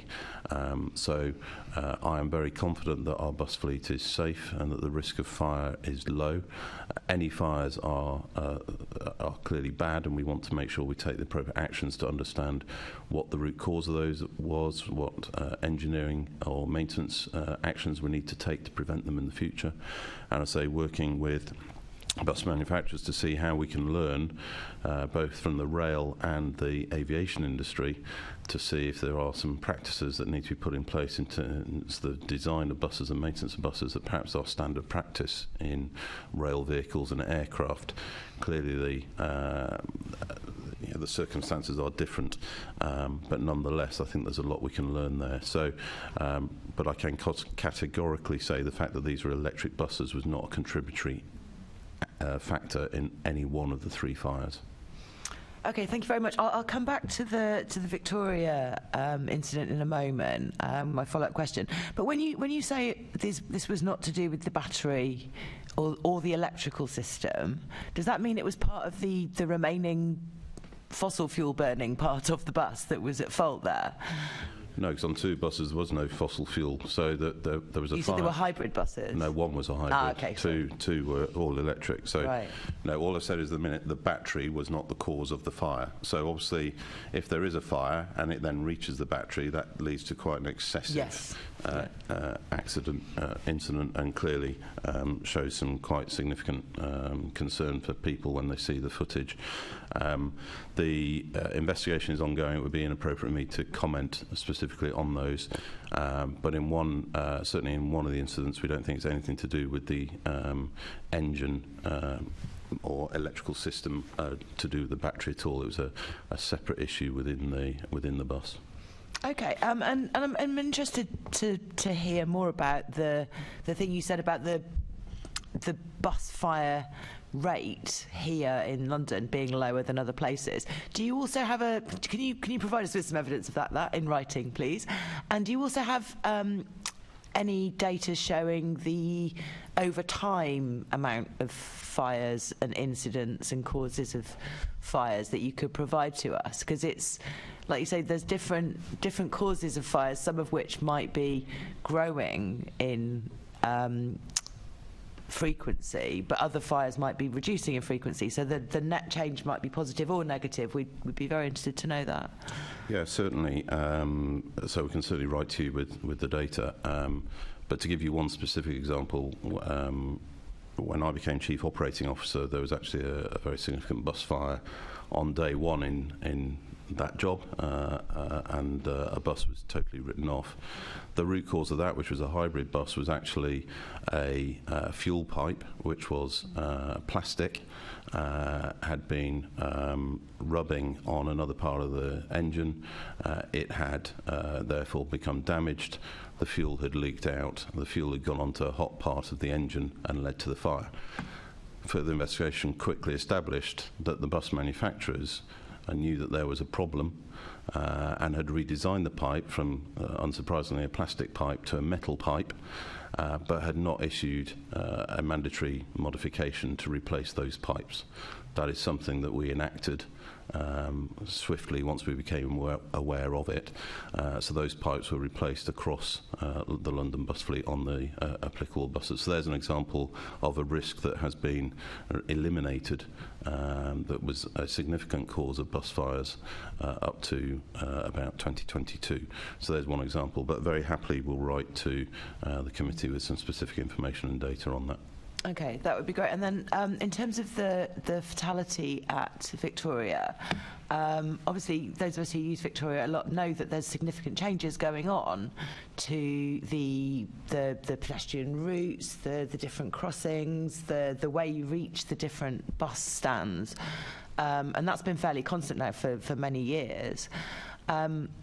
You'll be looking, just obviously we can't discuss the individual causes of that, you'll be looking at the impact of that, potentially the wayfinding situation, and applying that to future changes, because I know we do have future bus interchange works coming up, that any learning from that would be very useful to apply. And will you be able to report back to us on specifically that, please? Yeah, so there are no more changes planned at Victoria that I know of, because we completed those works the week before Christmas. Obviously, if there's any learnings from the dreadful incident last month, they will be enacted, and then we will see if they're appropriate to be applied to any other bus stations on the TfL network. I've also asked the team to reach out to DfT and other industry colleagues, because there doesn't appear to be a sort of set standard of what bus station layout should be. We are currently, as the committee may know, rebuilding the Cromwell Road bus station in Kingston. I've asked the team to double check that the layout of that redesigned bus station, which was significantly over capacity and is in quite a difficult, narrow part of the Kingston one-way system, and we ensure that that is thoroughly reviewed again before we open the bus station later this year. But we will absolutely review this, and I've asked the team to prioritise what more can we do to improve bus safety across bus stations. I would say that I think we also need to work with bus users to think about how we raise the awareness of their actions when using bus stations. I think we've probably all been guilty of not necessarily sticking to walkways, sticking to crossings. These are busy places. Victoria bus station is a very big and busy bus station. There are many others across London, and I think we need to see what more we can do as TfL to raise awareness of that and work with bus passengers and the bus operators to ensure that safety around bus stations is an absolute priority. Great, that is reassuring. And yeah, as a bus user, bus stations, they're all different, and they're all quite confusing and quite scary and dangerous feeling for certain. And then in terms of how you might recognise there might be problems brewing in each of these places, are you asking drivers to report near misses that are currently going on at these different stations? I would hope we are. Excuse me. I will double check with our team to make sure that we actively are asking the bus operators to do that. Okay, thank you very much. I have some questions about the Superloop, and I want to put those to you again, Andy. Sorry, back to you. Can you tell us how ridership has changed on the portions of the Superloop network that have been implemented so far? I'm very happy to write to the committee once we've got all the loop in to give you specifics once we've got the full analysis. We've done some early analysis, particularly on the two routes that were converted from express routes. The one I'm most familiar with is the SL7, which used to be the X26 running from West Croydon to Heathrow. That's seen initially, bear in mind we doubled the frequency as well, which is a significant benefit to the community. It's seen about a 60% increase in ridership over the old X26. When you take into effect the ridership move between parallel routes, I believe it's an overall 10 to 15% growth in bus passengers across that route, which I think is very significant, particularly when you look at the frequency of some of the routes that are running in parallel with that. But very happy to write to the committee. There is no doubt that not only the launch of the network, the branding of the network to make it more visible to people has had a real benefit, and we're doing some active work to see what more we can do around bus branding to raise awareness of particular routes and how they serve particular communities, because I think there's a real opportunity there. That would be great. I think basically we want the most detailed report you can possibly provide. I mean, so to say a 10 to 15% increase in bus ridership across the corridor where there was very little bus ridership is not that great. But if you can tell us where that's being taken from, if that's being taken from people driving, and that's 2% of the driving, that's actually quite significant. So we'd love to know slightly more detail about that in terms of the numbers and how that relates to mode changes as well. Yeah, happy to do it. I mean, it's still quite a busy bus corridor. West Croydon to Heathrow is just certain routes only go certain distances, but we'll certainly provide all that information. But I agree, 10 to 15% growth almost overnight, I think is remarkable. If we could achieve that across the whole of the public transport system, that would be a really phenomenal achievement. Sure, yeah, and obviously, the percentage depends on the amount that you start with. So we'd love to see numbers overall as well. And then, secondly, can I ask you what plans you have for further Superloop services, such as to include Havering? I think that might be a question by the chair that's appeared on my briefing.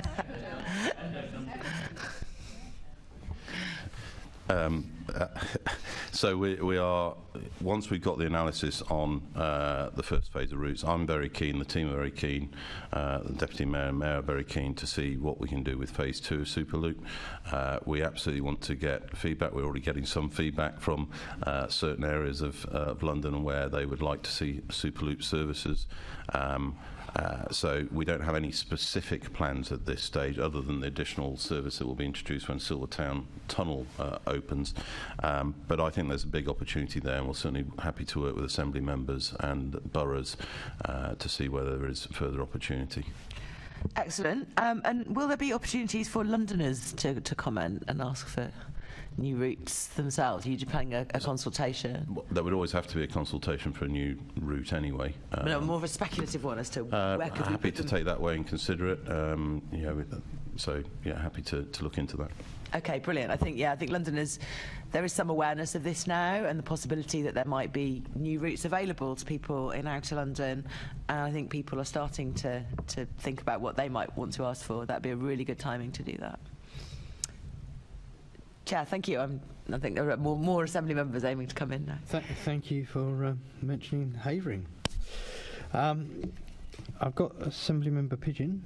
Lovely, thank you. I wanted to talk to you about bus contracts, because the average speed of a bus in London, I think in November and December, fell to 9 miles an hour. Lowest figure, I think, since monitoring started. And the sort of declining traffic conditions in London means operators are struggling to meet their incentive targets, means it's far slower for passengers as well. And most cases, those bus operators are therefore incurring fines because of how you've structured the contract. So actually, TfL's finances are benefiting hugely from this at the moment, not having to, they're receiving fines from operators and lower incentive payouts. But ultimately, as the contracts are renewed, you're going to be facing far higher prices for contracts.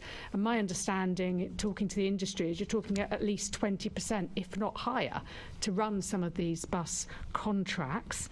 How are you planning for this? What's your assessment of this in terms of your budget?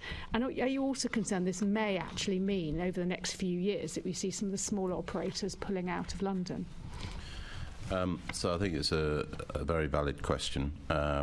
We've already seen at least one, if not two, operators pull out of London over the last 2 or 3 years. So I think there's two elements to this. Firstly, as the Deputy Mayor's already said, we're very focused on how we reduce journey times, particularly for bus passengers.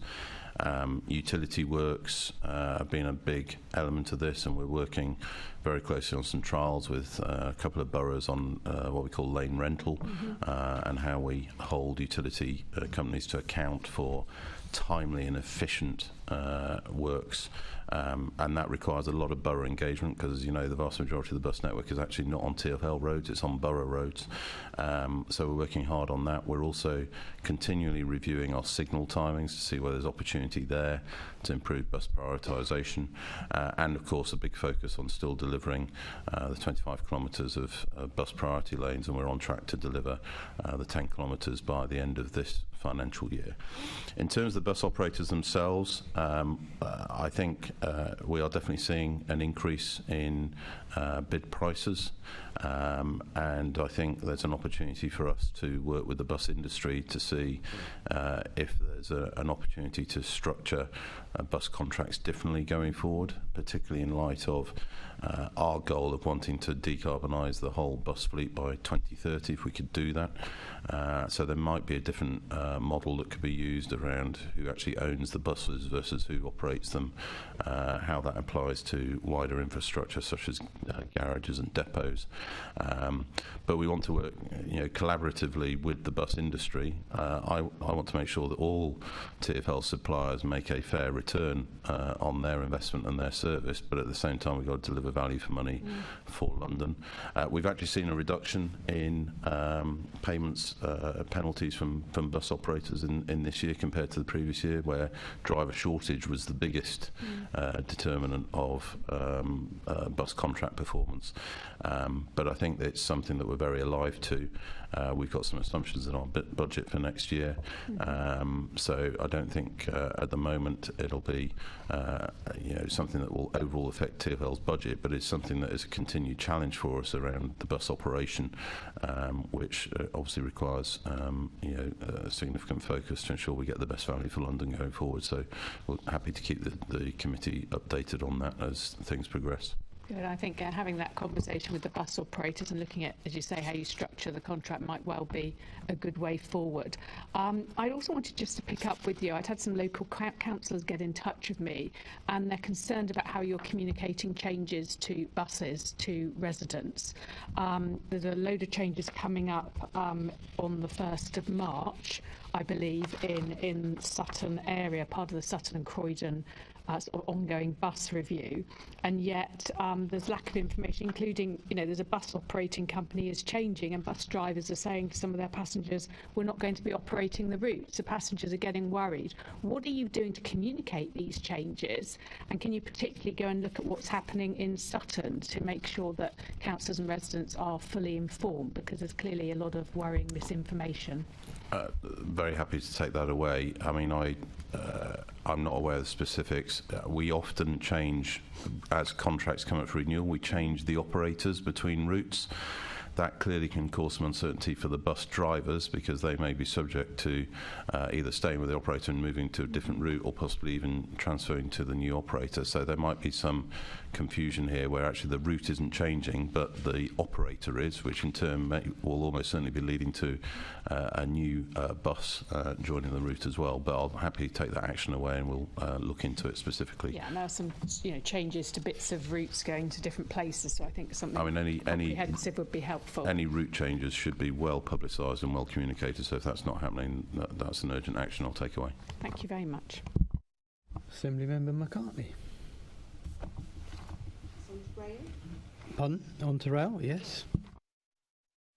Thank you. Yes, I'm going to ask about rail in London, if I can. And Commissioner, if I can just start with you about the Elizabeth line. You met a wonderful landmark, I think, of 300 million journeys in the first 2 years of operation, so extremely well done. But of course the line has been beset by some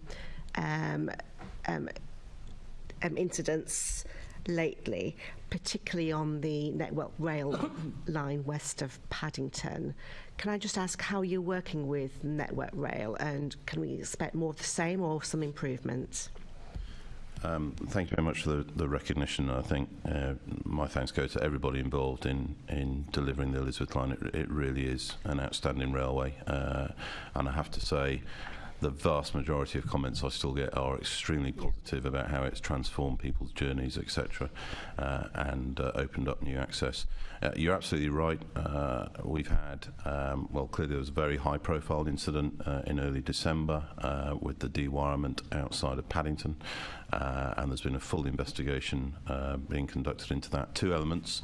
The first is an investigation led by Network Rail into the actual root cause of what led to the wires coming down, and then the second, which we volunteered to lead, regarding the passenger and customer response across all the train operators involved, and we got an independent person to lead that. We're just reviewing those reports to see what further actions we need to take.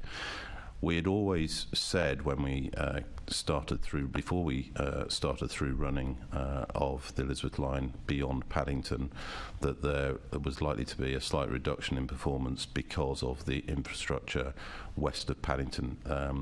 That infrastructure between Paddington and basically what we call Airport Junction, which is just near Heathrow, has not had any significant investment since the Heathrow Express was put into service, and a lot of particularly the overhead wire design is of an older design compared to modern standards. Andrew Haynes is the CEO of Network Rail, is personally involved in reviewing what needs to be done from an investment perspective. I'm pleased to say, as part of Network Rail's latest 5-year, I think it's 5-year, it might be 7-year, capital funding agreement with DfT and Treasury, they have funding now to invest in the Great Western Line west of Paddington. Clearly something we would like to have for ourselves, as we know. We are just waiting to get the detail from Andrew and his team as to what that means in terms of infrastructure works, upgrades and that side of it. In the meantime, they've put a number of short-term measures in place in terms of proactive maintenance on key issues that have led to some performance deterioration, as well as improving their operational response when there are any defects or incidents. And collectively between TfL, MTR, who are the operator of the railway on our behalf, and Network Rail, there is regular dialogue. Andrew and I meet on a regular case, and actually we're meeting with the Mayor next week to give him an update on progress. So again, we're happy to let the committee know what those actions are going forward. I will just say that there is always the risk of some disruption, but I have to say last week the railway delivered 98.6% on-time performance. I haven't seen how that compares with the rest of the country. I'll be very surprised if it's not right up there near the top. At the same time, we're also focusing on the train reliability, and we have just completed, along with our colleagues at Alstom, the latest software upgrade to the train software. So all the trains now have that. The early signs are that has been successful, and that will have fixed the top 5 software issues on the trains themselves, and that will have a significant benefit to journey time too. So there is still the risk of disruption on the Western infrastructure until Network Rail are able to go in and make the big changes. But it's how we respond and how we manage that in the meantime. But as we can see with last week's performance, when it operates very, very well indeed. Yeah, and congratulations to you and your staff. But I think we would really welcome further details about the work that is going on. My next question then is to Deputy Mayor, and it's about rail devolution. And I've long advocated the devolution of suburban rail services to TfL. And in my own patch, that would be the Great Northern line up to Hertford and Welling. Has there been any further movement on this with government? I know, for example, there is a government plan for rail which talks about a strategic partnership, but there seems to be little detail other than that. Could you update us?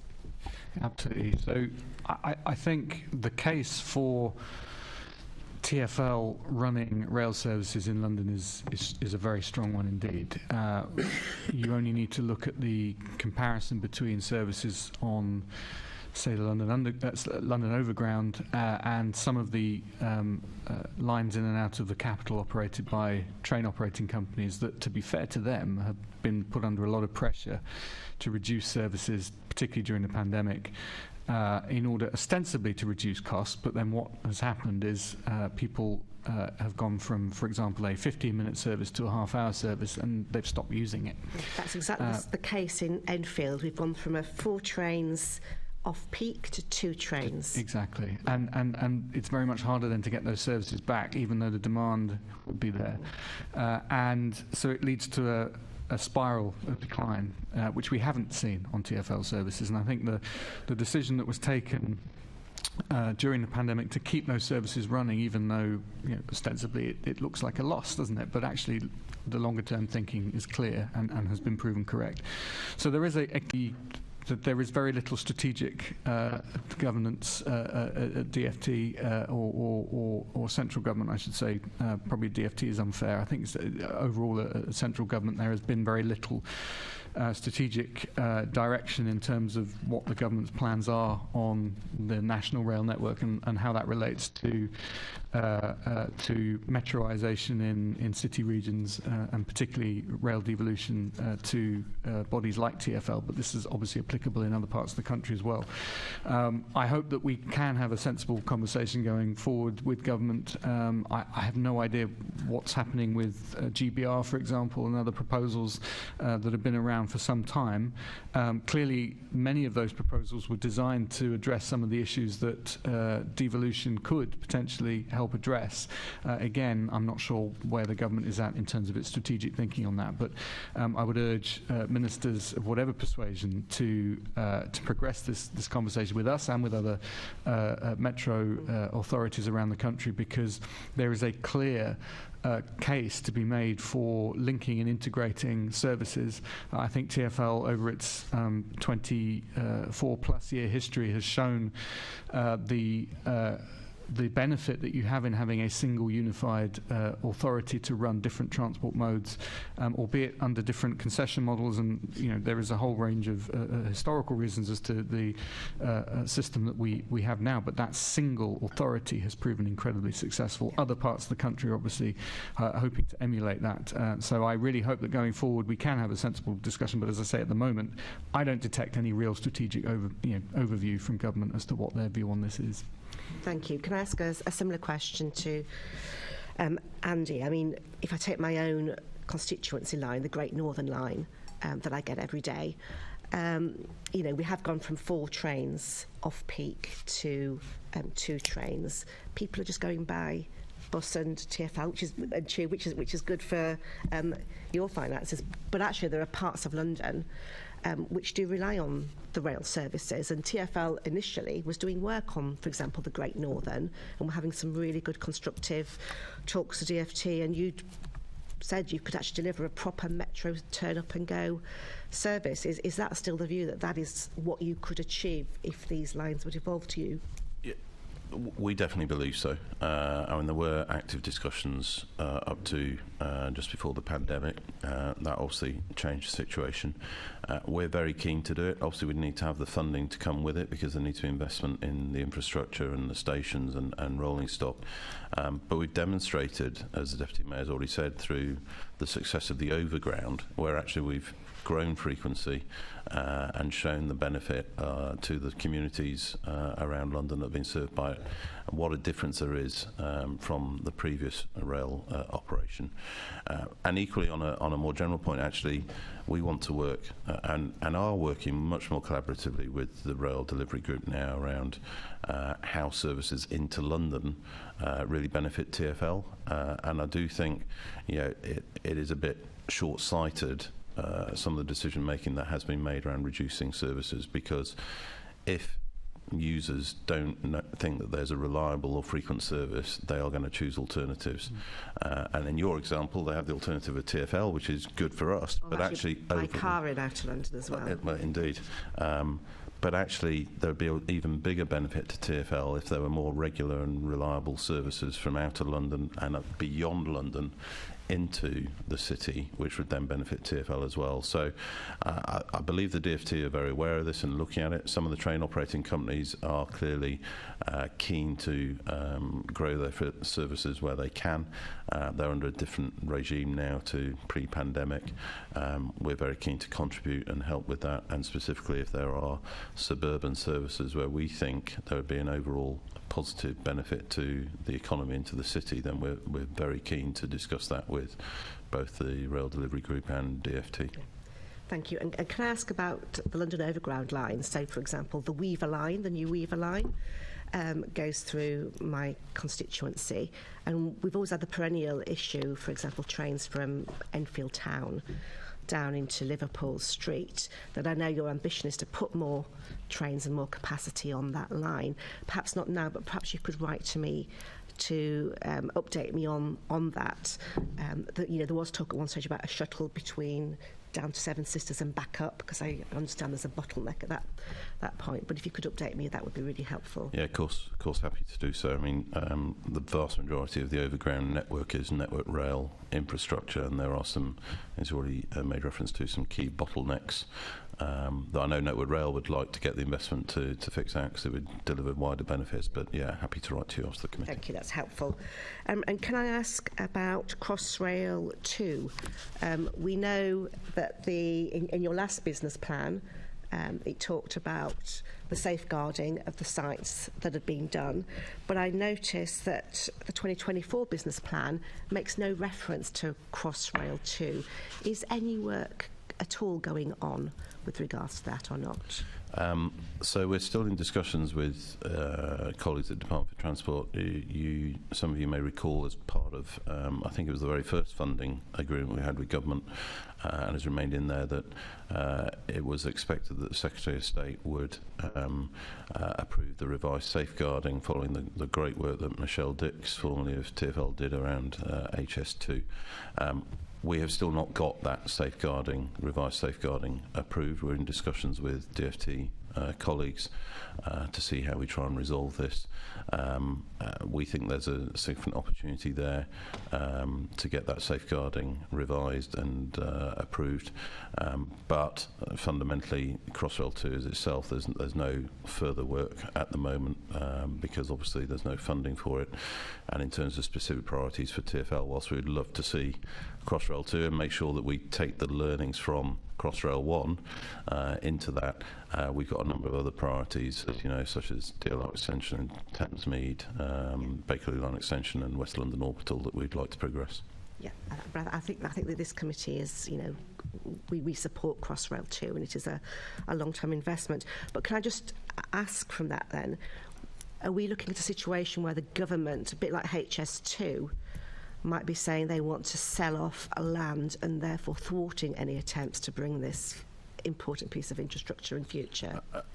I've not seen any indication of that. This is simply around, there's a safeguarded route at the moment. We think there's some small changes that can be made that would deliver greater value. That's not been agreed yet, but I've certainly not had any conversation or correspondence from government implying anything along the lines of what we've seen on HS2. Yeah. I've got Seb indicating to come in on this. Yeah, sorry, I would just say that is a significant risk, I would say. And really, as Andy says, you know, Crossrail 2 is so far down the list of priorities at the moment. Because of funding, obviously. But it is still a very, very important project and will deliver enormous benefits. And one hopes that we would get to a point where the funding at some point is available. And it would be a terrific shame if in the intervening period, for the want of some funding to protect against blight risk, the government gave up on that possibility now. Because obviously we would be doing a huge disservice to the next generation of Londoners for whom this is an incredibly important prospect. So I appreciate there's no overt signal from government that that's what they want to do, and I really hope they don't, but that is a significant risk. Yeah. Thank you. I think we need to keep alive to that as well. But my final question then for the Commissioner is around the West London Orbital. There's a feasibility study taking place. Could you just let us know the status of that and when that study might be concluded? Yeah, I mean, we're very supportive of this. My expectation is that feasibility study will be concluded in March, possibly early April, when it will obviously be made available to relevant parties.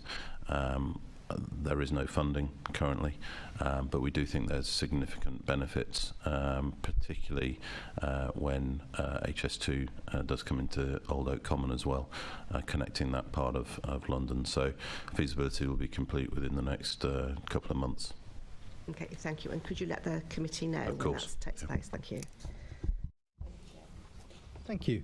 Assembly Member Pigeon. Got a couple of quick questions here. I raised level boarding access at the future Elizabeth Line station at Old Oak Common with the Mayor in September of last year, and he promised that you would keep me up to date on this issue and what was going on. I haven't heard anything. Can you advise me, please, what progress has been made to ensure we get that level boarding? Yes. So bear in mind, it's a Network Rail station. So HS2 will be built underground, which will have level access. The revised Great Western Station, the existing plans don't have level access for the Elizabeth Line or GWR. There were no plans to do that. I have to say this has been a personal endeavour of mine to get it escalated, and I have to say thanks to the good listening ear of the Permanent Secretary, we have now got engagement with DFT, HS2 and Network Rail. The technical work, I believe, has been completed so we now know what would be required to deliver level access, and the feasibility now of how that could be done and the financial implications of that are currently being worked through. So it's gone from being completely off the table to now, I think, being something that I'm hopeful will be delivered and agreed. And actually, whilst in my view it should always have been part of the plan, is even more important now with Old Oak Common being a temporary terminus for quite a considerable period of time. So I think there is support now. I have to be clear, Network Rail have always been supportive of it, but I think we've now got support within government, but obviously the actual feasibility delivery and the funding needs to be agreed before we can confirm it. Yeah, the idea you would build a brand new station that didn't have level boarding, I just don't know who's ever signed that off. I mean, it's extraordinary. Well, thank you for that update on that and progress. On a very different rail issue, in December, the Mayor confirmed to me that TfL has ongoing discussions with the Rail Delivery Group about introducing digital ticketing and the introduction of QR-coded tickets for the 20 Thameslink, Go via Thameslink railway stations shared with TfL. But he confirmed at that time there's no funding or time frame for this. Can you update me on this project and when it's going to be delivered in London? I'm afraid I don't have the specifics to hand, so if I could write to you afterwards, because I'm not familiar with the specifics on that, but happy to write. So I know the team will have been working on it, so happy to do that. Could have that quite quickly, please, as I'm counting down. Thank you. Thank you. Assembly Member Boff, you indicated.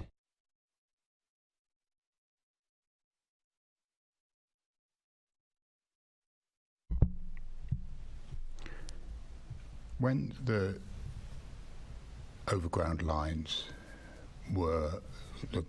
you commissioned the Overground lines to be renamed, did you include in the brief the requirement to take into account existing names?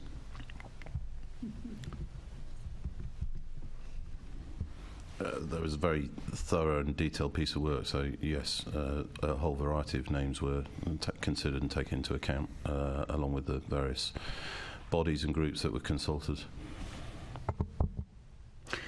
So what's wrong with Goblin? I don't think there's anything wrong with Goblin, Assembly Member Boff, but it's not an official name of the railway. But it's what residents in the area call it. I live in the area. That's the name of the line. I just wondered why you didn't make it a bit easier for people to adopt the new names. Well, I think we've gone out with a full PR and marketing campaign to say what the new names will be. They'll be adopted over the coming months.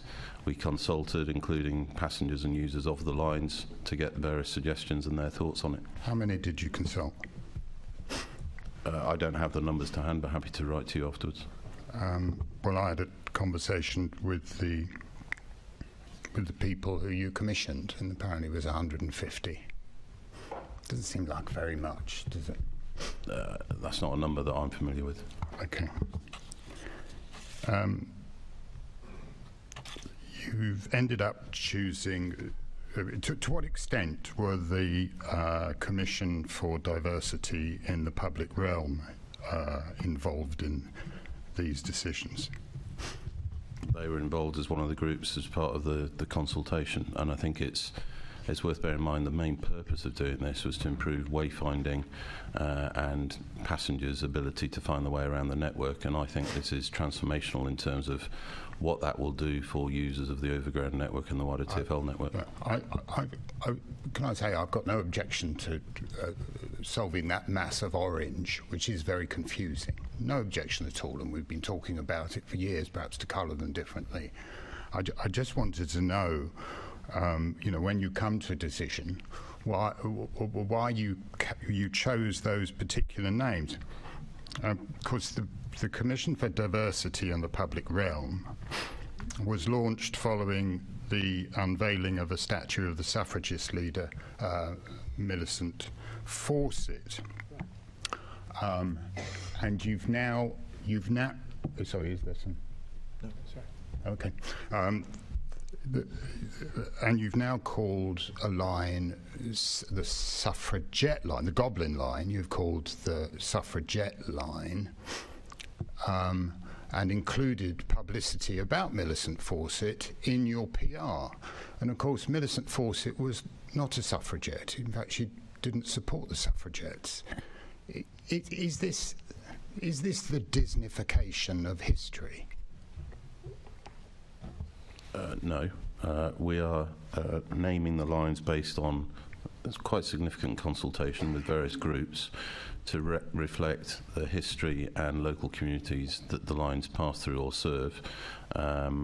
We are never going to be able to satisfy 100% of people on any choice of names. I think we've come up with a set of names that reflect appropriately parts of London's culture and history, successes of various groups that have made a significant contribution. I'm not aware that we've issued anything that is incorrect. Well, you are. Your publicity, TfL's publicity, has a picture of Millicent Fawcett announcing the introduction of the suffragette line. It seems rather bizarre when she most clearly was not a suffragette. I think, in fact, opposed the suffragettes.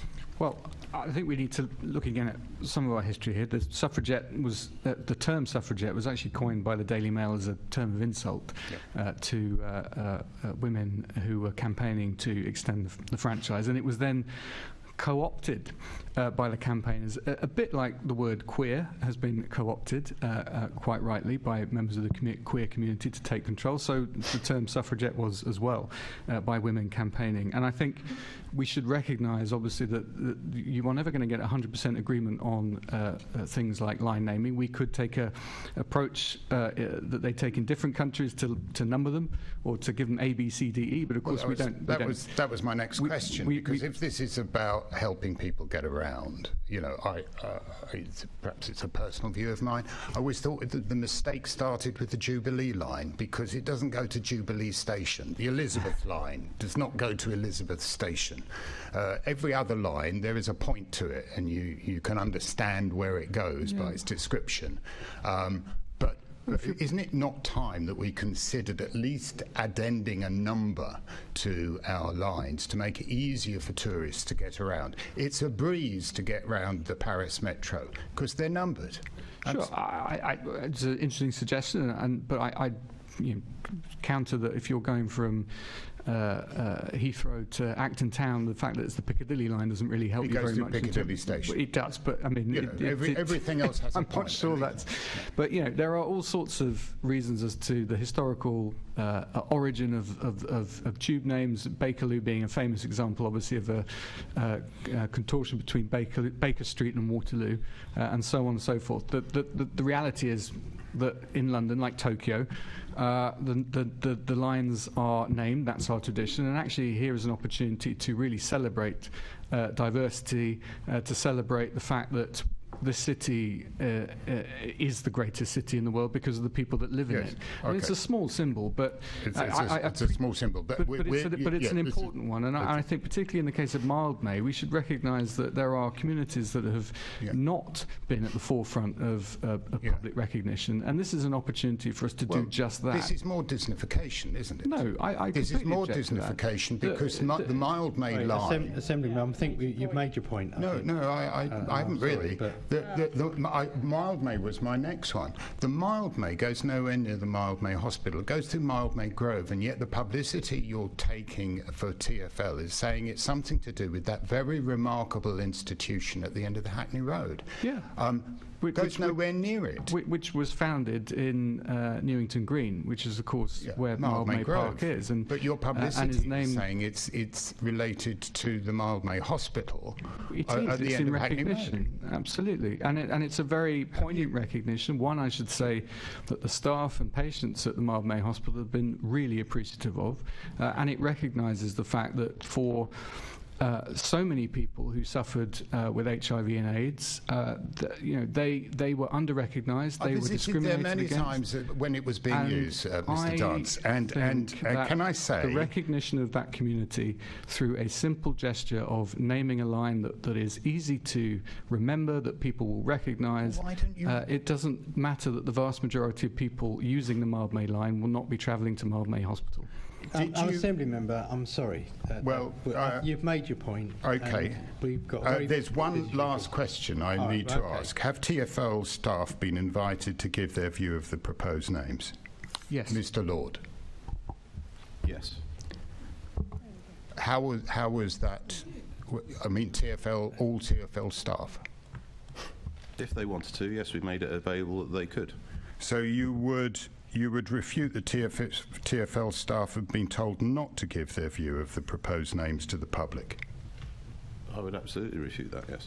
Thank you very much. Thank you, sir. Thank you, Assembly member. Cartney, you indicated. Yeah, I wanted to ask, because obviously the Conservative group on the Assembly has suggested that we should sell off the naming rights. It seems to me that would just lead to confusion and the need to name change every few years and absolute chaos. Was that considered, and what is your view with regards to those alternative proposals? Absolutely, it was a key consideration. The longevity of the names is really important here. I appreciate that everyone will have a view on what a name should be, and that's quite right. I live on vicariously the East London line, the Orange line, the West Croydon line, the Hoxton line. It's called all sorts of things.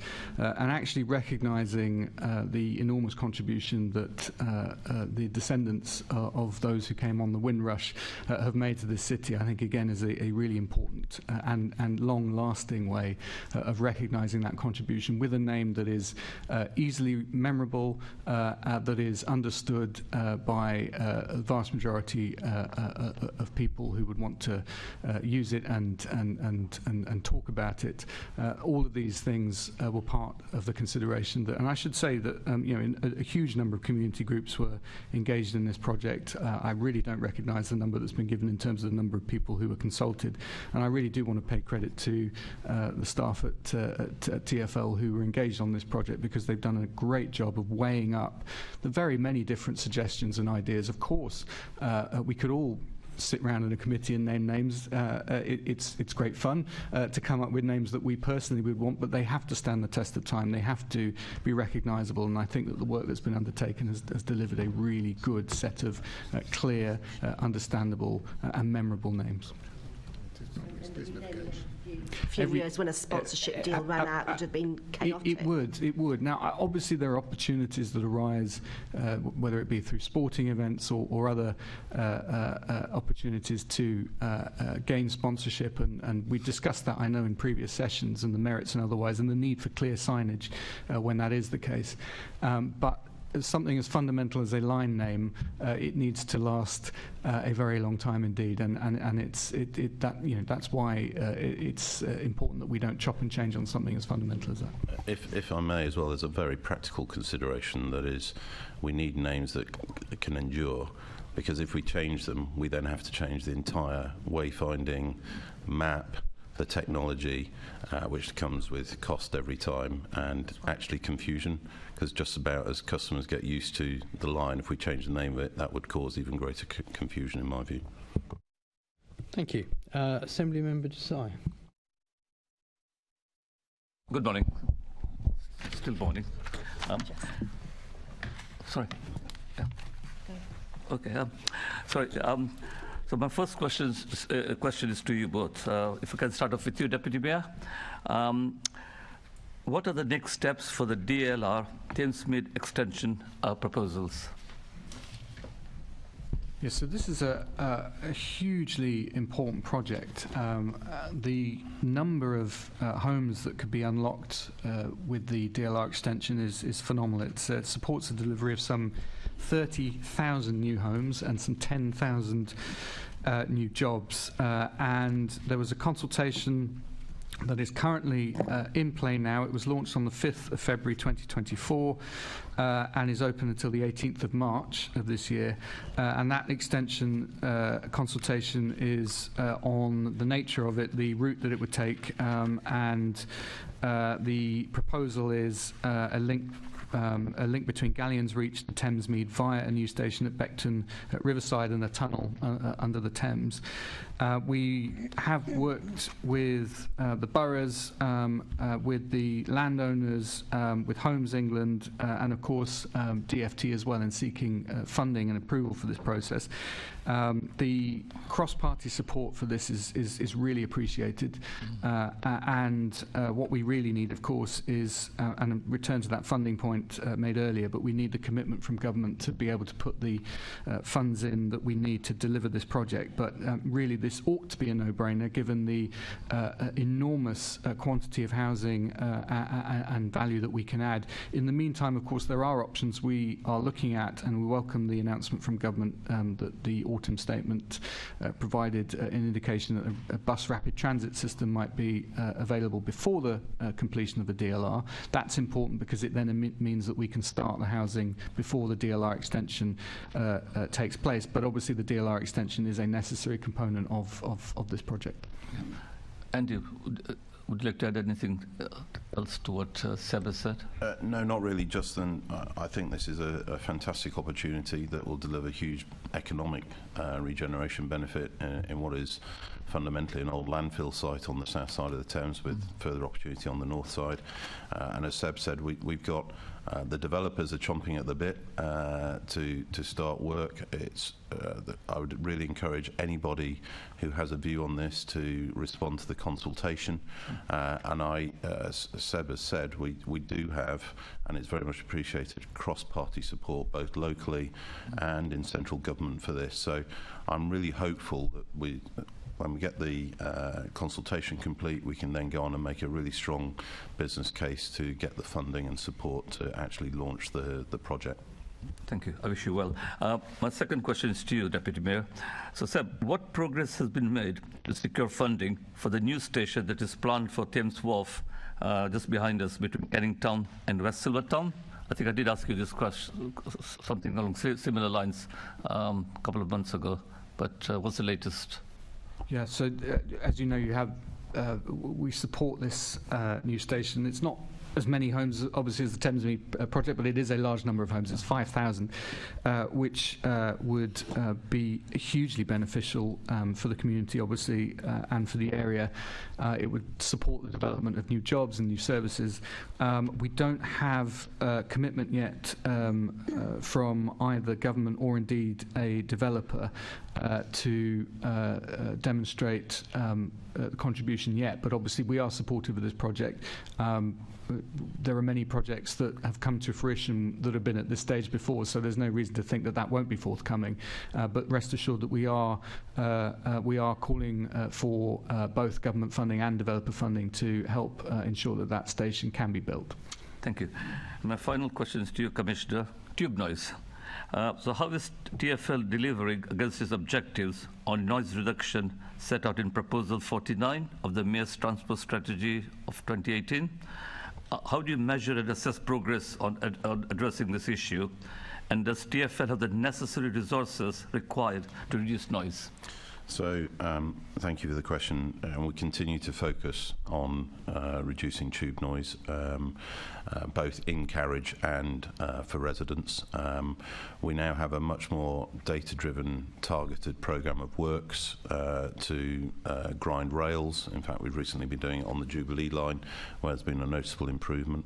We continue to monitor complaints from residents, and we're not seeing any significant increase. In fact, in some areas we're now seeing reductions, which is good news. Of course, we're also focusing on the technology. New trains, the Piccadilly line trains, will be quieter, for example, so we continue to focus on that. So based on the programme of work, yes, we have sufficient resources. It's been a challenge because of the funding constraints.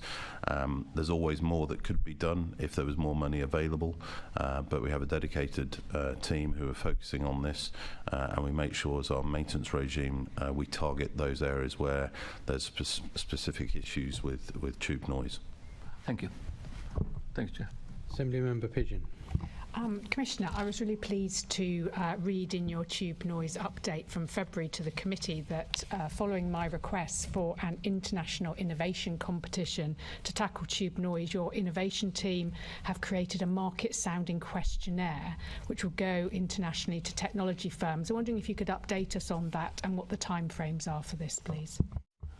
So I remember you asking me the question and taking it away and setting the team the challenge. I'll have to write back to you quickly to keep you up to date on progress, because I've not got the specific details to hand, but the team are excited about this. I think there's a real opportunity there, so I'll write to you afterwards. I think this is a way to get some private sector money Indeed. and academic institutions working on these problems for us. Thank you. Thank you, Chair. Thank you. Assembly Member Garrett. Hello. You've spoken this morning about the impact of the lack of ongoing capital spending, and obviously people on the central line are feeling that perhaps more than most. So perhaps it's a question for you, Seb. Obviously the Mayor has made a decision, you, part of this Labour administration here, made a decision that £123 million would be well spent on a fares freeze, more so than on putting that into maintenance. What were the reasons why you thought that would be the priority? It's not either or, obviously, and we have a. I mean, it is either or. No, it's not. It's you not. Could put it's that not. money into It's not, surely. because the money that is required for central line refurbishment really it needed to be put in before by central government, because it's part of the capital programme that we've talked so much about in terms of long-term funding. So it was the pandemic that suspended the Central Line Improvement Programme, for example, and put the Central Line Improvement Programme behind schedule. It was the uncertainty over funding in the meantime and the lack of clarity and long-term funding from government that means that project became further delayed, and the result of that is that we are seeing problems on motors that are coming into effect at the same time as the Central Line Improvement Programme is now finally underway. So actually money from City Hall to Central Line would not have changed at all the rate at which the Central Line Improvement Programme could progress from this point onwards. I'm afraid we are in a situation we are because there is insufficient long-term planning from central government as to what the capital settlement should be for TfL. But we heard earlier, though, that this 123 million is a recurring item. So the Mayor has decided every year for perhaps as long as, well, whoever is Mayor after May, they're going to be stuck with this, aren't they? 123 million every year for this 1 year fares freeze. That could have been 123 million going into the capital project for the future. We don't have a time machine to go back 3 years for the Central Line, but you're sitting here telling us that we don't have enough capital investment. Here's 123 million pounds of recurring money that could go into capital investment every year from now on, and the Mayor has decided not to do that, but to do something else instead. So why did he make that decision? It's not this year's fares freeze, though. It's a decision taken this year to freeze fares, and of course that then has a corresponding impact on people's ability to afford to travel on the network for many, many years hence. So the fares freezes that were put in 2016, for example, continue to have an impact today. They continue to mean that that fares on the network have not increased with inflation in the same way that they otherwise would have done. It means that they are 14%. The merits of the fares freeze are clear, but obviously the demerit of the fares freeze is that is money that could have gone into capital. And you've sat here all morning telling us, where is the money for capital? Why why is it all the government's fault? Well, here is the money for capital. Here's £123 million pounds that you could put into capital every year. Well, first of all, the quantum is nowhere near enough for the capital programme. For the remainder of this year alone, it was £500 million that was requested from government, of which only 250 million was provided. Grateful as we are for that. So the quantum doesn't add up. And secondly, it is the job, obviously, of any administration to look at the priorities they have with the devolved funding that they have, which, of course, is scrutinised by the Assembly. And it is this Mayor's decision that part of those funds should be used to protect Londoners against the increase in the cost of living where we can make a meaningful impact. And on that, fares is a very direct and meaningful impact. And as I say, the impact is not just for 1 year. It carries on year after year after year. 21% lower now than they would have been had they increased with inflation. But you accept that money could have gone into the capital fund? But it's about priorities. It could go into all sorts of funds, but it's not going to make a meaningful difference, certainly to the central line. As I say, it would not have changed the situation at all. And in terms of the quantum of capital funding that's required, TfL requires far less as a percentage than any other transport authority, but it still requires far more than the Mayor is allocating for the fares freeze. And that is a political decision that he has made to protect Londoners from increased costs associated with travel. I think it's a good decision. Expose them to long-term capital underinvestment. I'll leave it there. Thank you, Chair. Thank you, Senator Baker. You would like to come in? I did, yes, because I was listening to that conversation, sort of confused about lack of understanding about where you have to invest and when you have to make long-term investment. But I just wanted to ask you, Mr. Deputy Mayor, do you think it's appropriate that Londoners should be asked to pay in continually raising fares in order to try and plug the gaps of a long-term failure to fund? This is years upon years we've been talking about that. Do you think it's appropriate that Londoners should be asked to continue to try and subsidise that? I don't, and nor does the Mayor, which is why obviously he's taken the decision to use the devolved funds that he has in this way. And I think we do have to look at the rest of the world and the comparative proportion of funds that are used from the fare box versus support from central regional governments. TfL is extraordinary in the fact that it is projected to be self-sufficient in terms of operational income from the next financial year. That is an incredible achievement. I pay huge credit to Andy and his teams for the work that they have done to get TfL into that position. It's also largely self-sufficient on many of the other aspects, including renewals and indeed capital. But as with every single transport authority around the world, TfL cannot deliver on new trains, on new signalling, on big infrastructure projects if it doesn't have support from, in this case, central government. Other governments around other countries around the world obviously have different models. In this case, central government is the only potential funder that we have. And it is the case that a quarter of the capital costs still need to be met from central government. And having that long-term plan, the assurance from government as to what the settlement will be, is absolutely key to ensuring that we have programs in place that prevent the kind of things we've seen on the central line, that prevent the kind of things that we saw months ago on the Jubilee line, which, thanks to the hard work again of TfL, have been rectified. We can't operate the system where we're a constant threat of existing rolling stock failing, and really, that is the logical consequence of not having long-term capital settlements. Right, on that note, I'm going to call for a 5-minute comfort break. So if we could be back by 16 past. Yes, 16 minutes past. Thank you.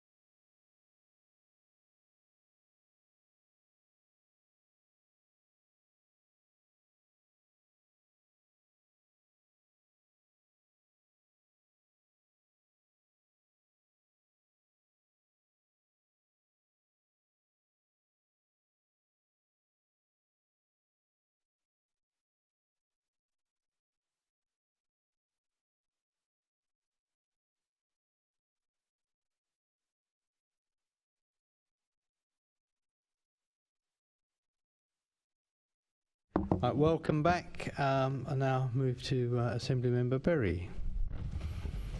Thank you so much. And Commissioner, I want to ask you about Healthy Streets investment, particularly how the Mayor's transport strategy is transmitted in funding and in targets and strategic terms to the boroughs. So first of all, can I ask what impact the lack of a long-term funding deal with the government has had on TfL's Healthy Streets programme?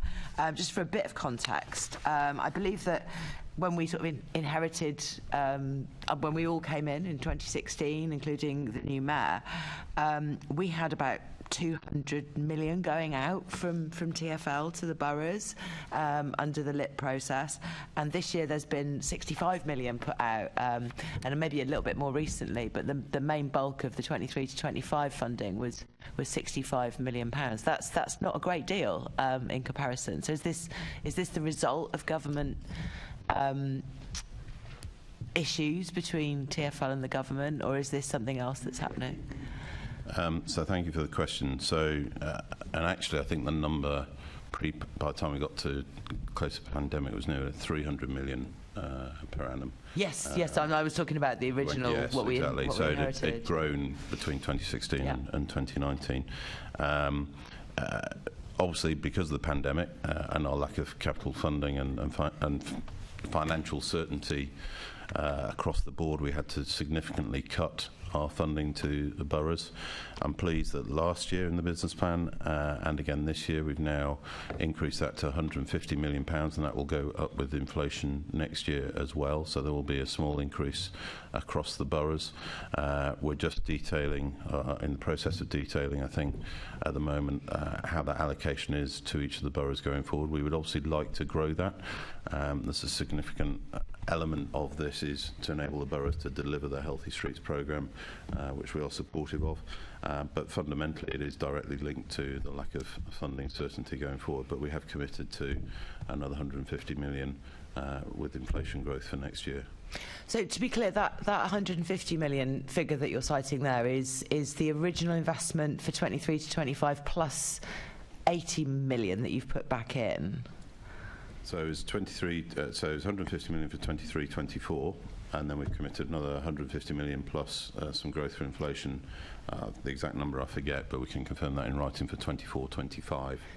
It'd be really good because there's been a number of announcements, and it's sometimes hard to tell with the mayor what's new and what's a re-announcement. But also, yeah, some of these are figures over a 2-year period or 3-year period. Some are annual figures. So yeah, if you can give us a breakdown of all the money that's going out. That is an annual number that obviously we couldn't confirm until we knew what our capital funding position was for 24-25. Great. Okay. But yeah, we're still below where we were aiming for this time by a factor of about 2. So. What are you doing to work with the boroughs to get more funding in, as well as putting funding out from TfL? So we have regular engagement with the boroughs. I hope the committee will remember that I committed, as part of being appointed interim commissioner, that I would engage with all the boroughs. I think I'm now up to having met 20 of the boroughs. My apologies to those I've not yet met, but it will happen this year in person. And there's a lot of engagement which Alex Williams and his team lead to see what opportunities there are. We clearly work with boroughs on things like access for all funding for step-free access from the National Rail and DfT scheme, which have been successful. We've also supported boroughs for applications for funding through levelling up, which is how things like Colindale and Leighton Station redevelopments have been done. And we've also offered, and are now being taken up, to work with boroughs who've been unsuccessful in their applications for some of those funding requirements, to see how we could have perhaps helped make a stronger case where there are transport-related projects in that. Notably, there are 2 or 3 boroughs who've actively asked for our engagement, so that when they resubmit cases for the next round of funding, they can hopefully make a stronger case and be more successful in getting appropriate funding. And then thirdly, we will always and continue to work with boroughs where there's commercial opportunities with third parties to find ways to enhance the local environment, the transport network, or any of the healthy streets options in town centres and borough areas. Are you doing work to monitor what the boroughs are managing to get in terms of, I think it was probably Section 106 contributions from developments, or how they're spending their strategic SIL money? How are you keeping an eye on that as well to see what actually total is being spent in each borough? I'd have to check specifically on that. I mean, clearly we work very closely with them to track how they are delivering on their projects that are specific to or related to transport, and clearly we do monitor where we are providing funding that we are getting the value for money and that they are delivering on the commitments that were made, and that's led through our teams in Alex Williams' area.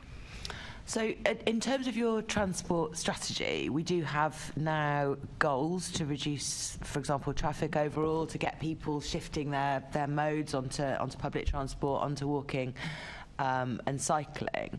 And obviously within that there are other self-generated funding streams that the boroughs can lean on. For example, parking revenue. Now this varies enormously between boroughs because boroughs vary enormously in how much controlled parking coverage there is across each borough. Is there any work that you're doing to try to talk to boroughs about not just the benefits to the goals within the transport strategy of potentially having more controlled parking, but also just the benefits to the fact they might have more funding to spend on things to improve things to help people out of their cars? I'm not aware of any specific discussions on that subject, but I can check if there are. I mean, clearly parking within boroughs is a matter for the boroughs themselves. I don't think it's something that TfL should get involved with. We're happy to advise around traffic demand management and journey times, and if there's opportunities where we think access to roads being made clearer would benefit public transport users, then we're always available to help with that. But I don't think on the specifics of whether or not car parking should be introduced or fees for that's not something that I would expect us to specifically be engaged with. I think it's a matter for the boroughs themselves. Okay, I mean, obviously, I would expect now we have this new goal of traffic reduction specifically within the transport strategy. There would be a programme of work going on, at least to see where we're at and to think about the opportunities there might be to improve things on a borough level. But that is probably something I should ask the Mayor in future as well, and the future Mayor. I'm aware that the next set of guidance for local implementation plans is due out in June, and that I'm aware that you're talking to boroughs about this. Can you tell us at the moment how that engagement is going along and what kinds of things we'll expect to see in the new guidance? So is that on the LIP funding? That is the LIP guidance. Yeah. So we've increased our LIP funding, so there'll be just over 80 million available for London boroughs. We expect to see that used for everything from some new cycle routes to help with the bus lanes, the 15 kilometres of bus lanes that we need to deliver next year.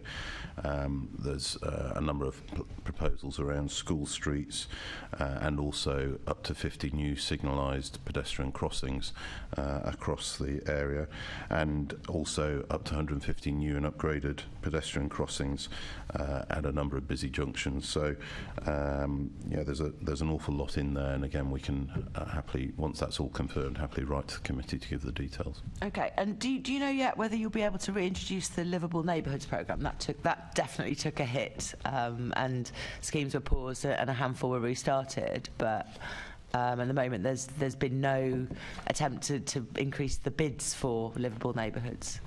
I think the principle is we're obviously supportive of it. I'd need to write to you specifically on that more widely. Okay, I would hope to see that return in the new guidance. And finally from me, if that's okay, Chair, I'm whipping through these quite nicely. Can you let us know what you anticipate to happen next with low traffic neighbourhoods?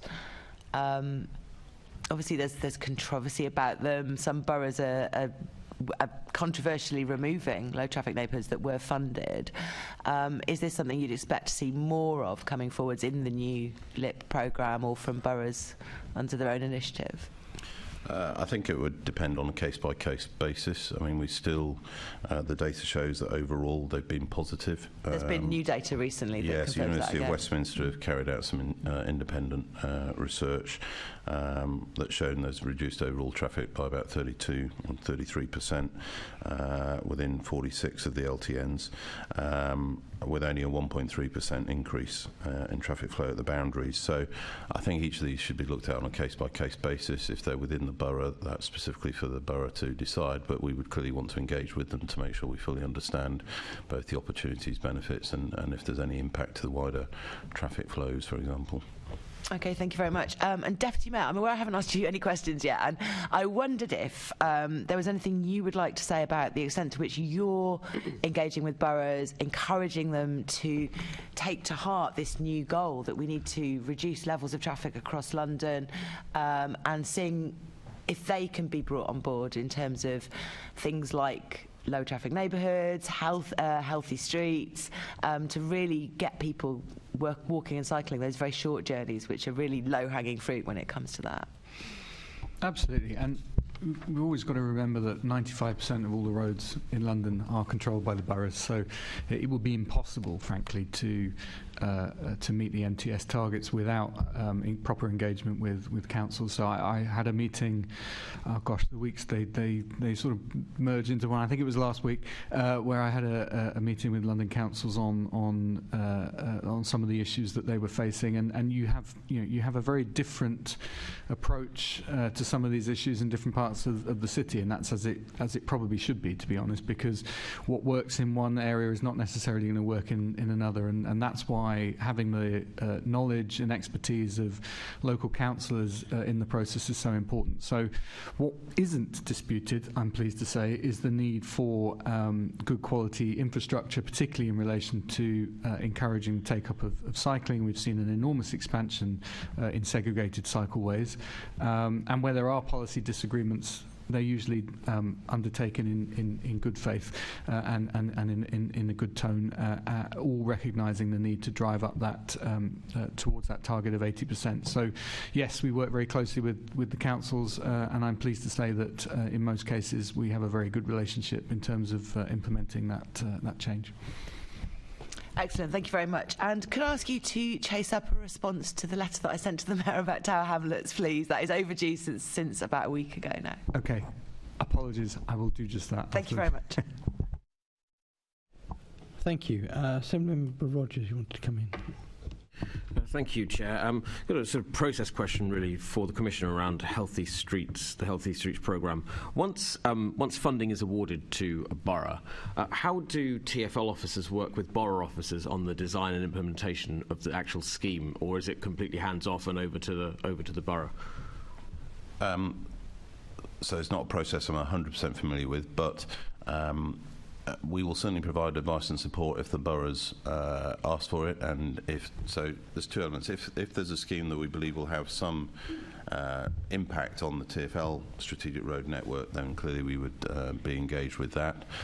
We would also be involved around schemes that impact bus routes, for example, and equally we also have specialist engineers and design teams who, if the boroughs wish to call on, then we're happy to provide that support. So, but it very much depends on a case-by-case basis, depending on what the scheme is, where it is, the size and scale of it. Okay, so a scheme that affected both a bus route and a TfL road would be something you'd be more involved with then? Yeah, I mean, if it involves a TfL road, we have to be because it's our road. Or rather... but if it impacts the traffic flows, then I would certainly hope that we would be engaged and involved with it as part of the process, and would expect that to be the case. Thank you.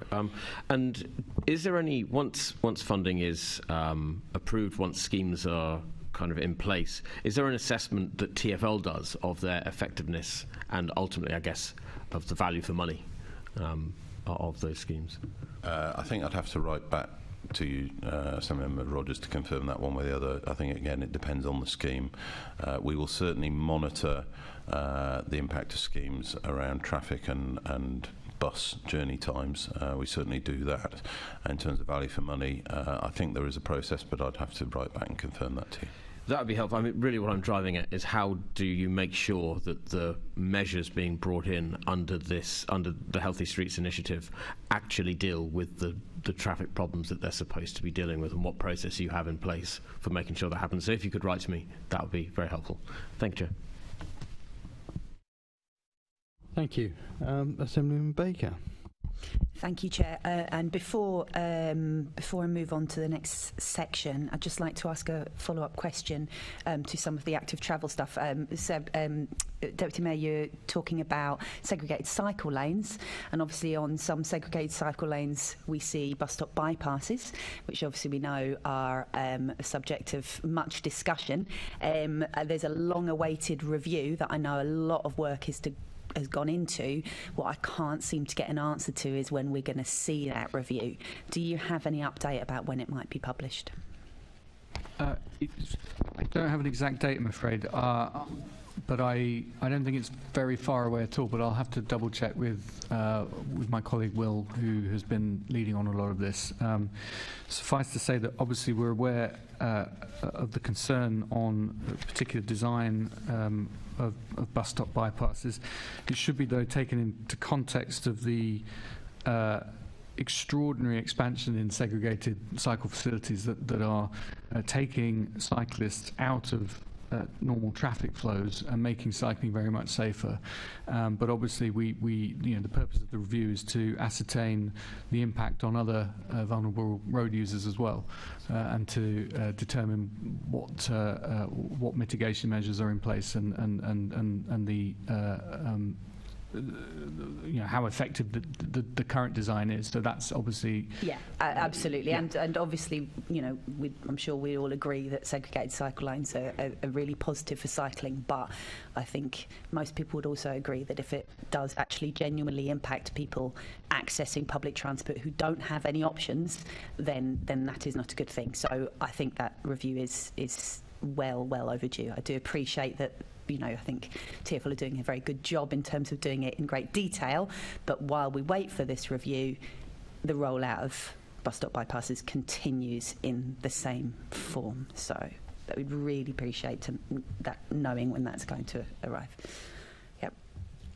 Okay, so the next section is on micromobility and e-bikes. So just got a couple of questions on this.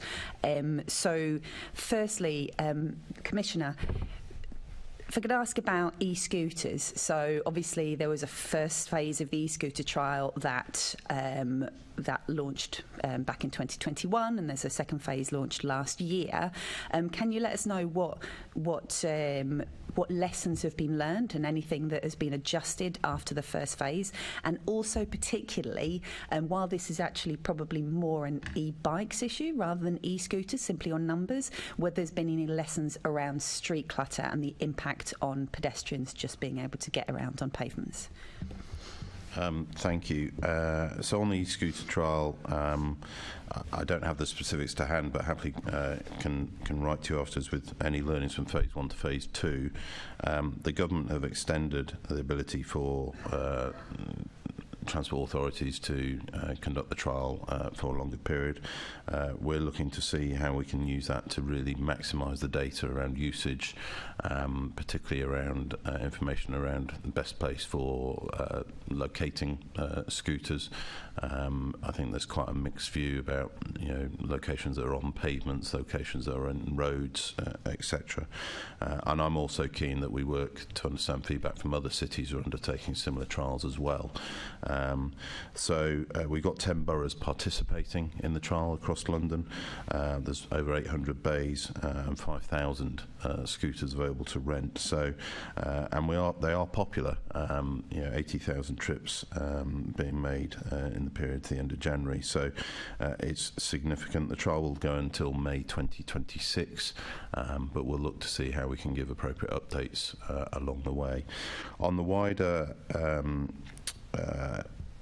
impact of cycle hire, particularly the standalone bikes, there's clearly a lot of concern around how those bikes get left randomly across London. We don't have any specific data on that, and I don't think we have any specific data around any accidents or incidents for pedestrians who've inadvertently walked in or hit one. It's clearly a very significant concern for visually impaired or blind people. And we were very pleased to get the agreement across London councils to see how we can work together with the various operators to see how we can bring a bit more consistency of how this is managed across London. I would like TfL to take a leading role in this. We also need to understand how it fits with our own cycle hire scheme, which is obviously based on docked stations. But I think there is a significant issue here around the way these vehicles get left randomly across the public highway and pavements, etc. Thank you. Yes, and I think it's the sort of thing that it would be great to have data on this, but it's sort of obvious that it's a problem, isn't it? Anyone in certain areas, and so just to pick up on it's really positive that TfL are seeking to work with boroughs to see what can be done, but obviously your powers in this area are limited, and you've sort of said the e-scooter trial is going to go on to May 2026.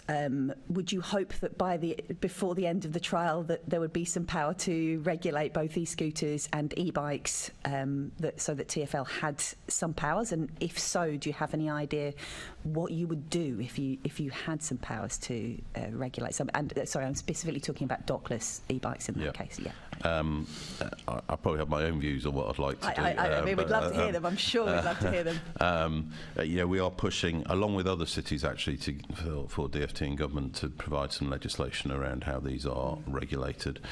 E-scooters are a real concern because obviously the trials actually are a positive thing. What really concerns me are the unregulated and the private e-scooters, which are still illegal.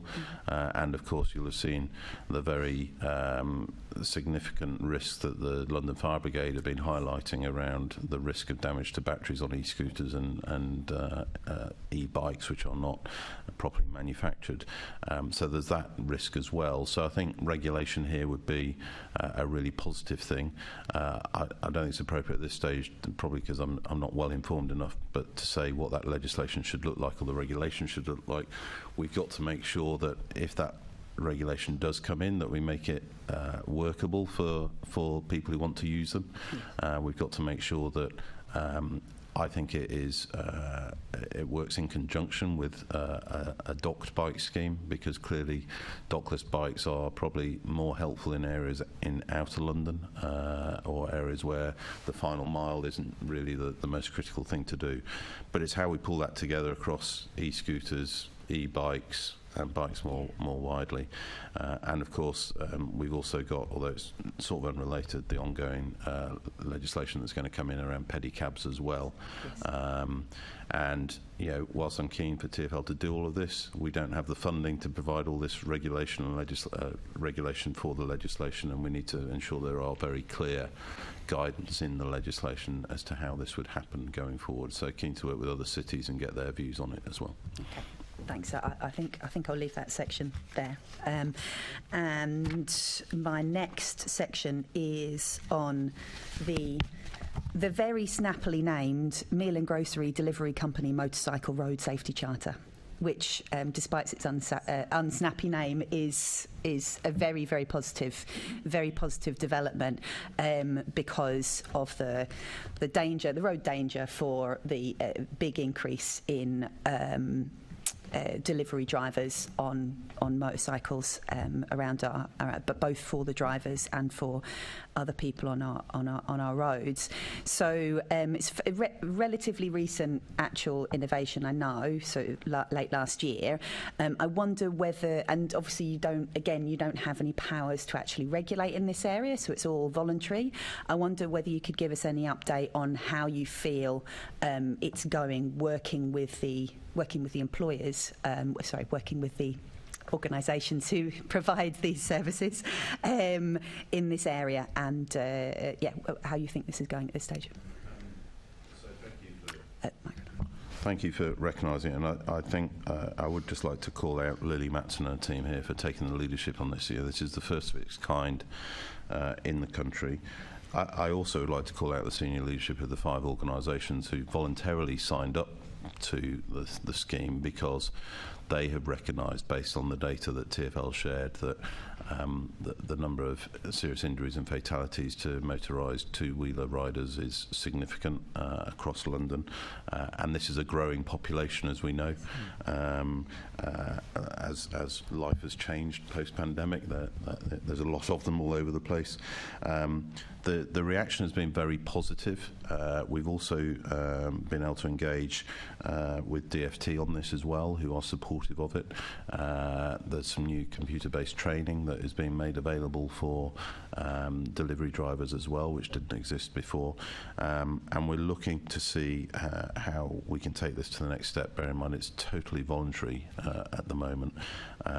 So we had a second session of the various organisations in November to keep the momentum going, and I think they are all starting to see the benefits of it. So I'm really hopeful that this will start to deliver some real positive benefits that we'll be able to report back to the committee at a later date. But you know, the fact it is a voluntary charter means it doesn't actually have any real power, but it is delivering, I think, significant benefit that otherwise wouldn't be there, and ultimately will deliver safer and fewer injuries to people riding those vehicles. No, I absolutely agree that in this case it's better to try and do something, considering the danger. So do you have any idea when you might sort of be looking at to try and ascertain what impact or improvements there's been? You've got any timescales on that? And I mean, this is obviously an area that crosses over things that are way outside TfL's remits, because it's about those organisations' responsibility to those people who are riding and delivering for them and stuff like that. But is there anything that TfL feels that if they had more power in that area, because obviously with that, the impact on road safety, although it's unquantified, I think we could all see that it must be there, so it's going to impact on things like Vision Zero and stuff like that. So is there anything that TfL has sort of mapped out that it's like, well, if we had a bit more power here, then we would be able to do more? So I think a couple of things. I mean, I think I'd need to check with the team, but I think it would be appropriate a year on to see if there's been any discernible reduction in incidents for this community. I think the biggest opportunity we have is working with government around how we improve the training and legislation around individuals who are riding powered two-wheelers, particularly, I say they're low-powered, but clearly they can be quite powerful, and you know, you can ride these things with an L plate for quite a considerable period of time with nobody really checking the standard at which they are being ridden, or the standard to which the individual is operating them to. So I think we should continue to push government to put some standards and regulation around that, not only for the benefit of those who are going to be riding the vehicles, but also other road users and pedestrians who could unfortunately be caught up in an incident if somebody were to lose control. So that, I think, is the biggest opportunity to get greater licensing or regulation around the process in which you can actually ride one of these powered two-wheelers. That's brilliant. Thanks very much. And back to you, Chair. Senator Boff, you wanted to come in on this? Yes, very quickly. Mr. Dance, I was moved by your passionate justification of the naming of public transport routes to celebrate London's diverse communities. Will you therefore review TfL's refusal to accept the London Assembly's recommendation that the CS3 cycleway should be named the Joshua Wong Cycleway in celebration of the Hong Kong and Chinese communities in London? Certainly, I think refusal might be too strong a word, I hope, but I'll certainly look at it. Was a refusal. Okay, fair enough. Yeah, I think there is certainly, in my mind, no conflict between a name for a piece of infrastructure and a number as well. It's quite common in other parts of the world to have both, so I think we should certainly look at that.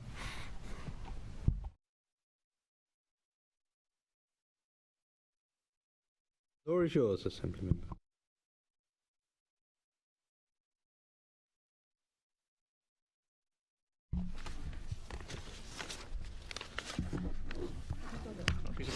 No, it's all right. I'm not the only one who's poorly briefed here. I've just, I got, in our last meeting. More blue than red, I suggest. Yes, in our last meeting in January, Christine Calderato from TfL told us that she hoped to be able to start initial discussions around the Mayor's new vision for taxis this month. Is that happening? Yes, I believe so. I don't have any details to hand, but conversations are ongoing. Are you also having conversations with the taxi trade about the very severe effects that the 20-mile-per-hour limit is having on their trade? So both myself and the Deputy Mayor meet with both the taxi and private hire trade twice a year. My teams meet with them on a very regular basis, and yes, they've raised those issues with us.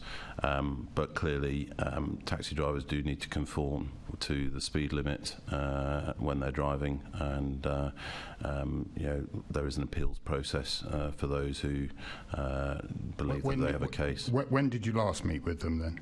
December. In December. The situation seems to have got a lot worse since then. Do you want to put a call into them, find out what they're thinking at the moment? Because the last time they came to the Transport Committee, they were very, very concerned about the situation at the moment. So they're in regular contact, Assembly Member Boff, with the taxi and private hire team. I've only just returned. I think there's meetings already scheduled for the rest of the year. There's nothing to stop them approaching me directly if there's a nothing to stop you approaching them either. No, there isn't. But they haven't flagged it. In fact, in our last meeting, it wasn't raised as a significant concern. And 2 weeks ago, I met with drivers of GMB union representing black cab drivers, and actually many issues raised. The speed limit wasn't one of them. Well, I would suggest that you start communications again, because certainly according to our investigation, which was only a few weeks back, it is having a really disastrous effect on those people who are holding licenses. And if you look at the safety record of taxis, black cabs specifically, but par excellence. No, you don't. There's no comparison in the world about how safe those things are, and yet their licenses are put under threat for going 1 mile an hour over a 20-mile-per-hour limit. It's just simply not acceptable, and that's why I'm asking if you can make that communication. I'll take that away for consideration. I don't believe any taxi driver has been penalised for going 1 mile an hour over the speed limit. But I'll take that away for consideration. So if I can give some clarity to that, I think the issue is that there's been some changes in TfL's guidelines when before, I think if a taxi driver got 6 points, 6 points on his licence, he was still able to work, whereas I think now they're not able to. I think that was the issue. I'll take that away, Chair, and establish the facts. I'm not aware of it, but as I say, there is an appeals process as well, but let me take that away. Thank you.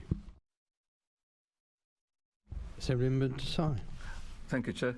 So, Deputy Mayor and Commissioner as well, but if we can start off with you, Deputy Mayor, can you provide an update on plans for the Silvertown tunnel? Are you confident that the tunnel will be open for use next year, and if so, which part of next year? Thank you. I think you've got a nice view of it. Absolutely. From the I can see work is well in progress. The tunnel will be completed in 2025. I'm afraid I can't at this stage be more specific, other than to say that the construction works clearly progressed well, and in terms of providing an additional and very much needed link across the river, particularly for bus services, where, as we know, we have the situation one bus route that traverses using the Blackwall Tunnel. This is often subject to extreme delays. Increasing the ability for people to cross the river by public transport will be a huge benefit from this additional link. So 2025, I'm afraid I don't have any figures, and that they will come also from the construction firm as well. If I had more specific figures, obviously I'd be able to give them, but 2025 is what I have.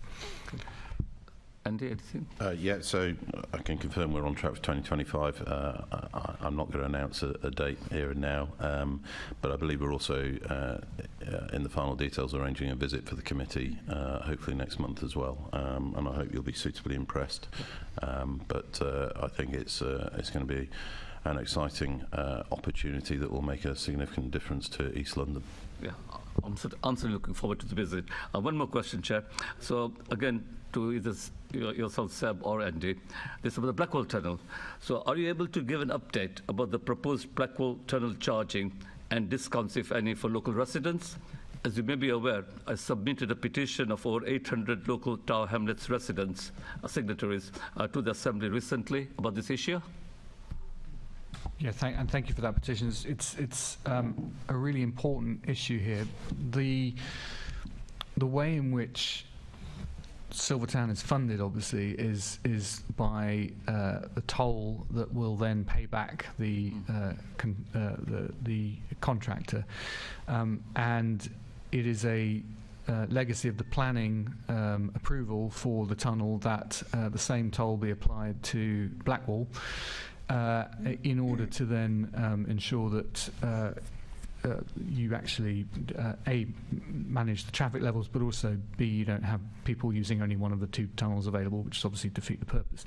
But you raise a very important point about the impact on lower income residents who albeit they might sit in traffic jams for a while, they do use the Blackwall Tunnel at present. So that is something we will be looking at and are considering in terms of we're not in a position yet to determine what action could be taken yet, because we don't know what the possible charging levels would be on the Silvertown tunnel.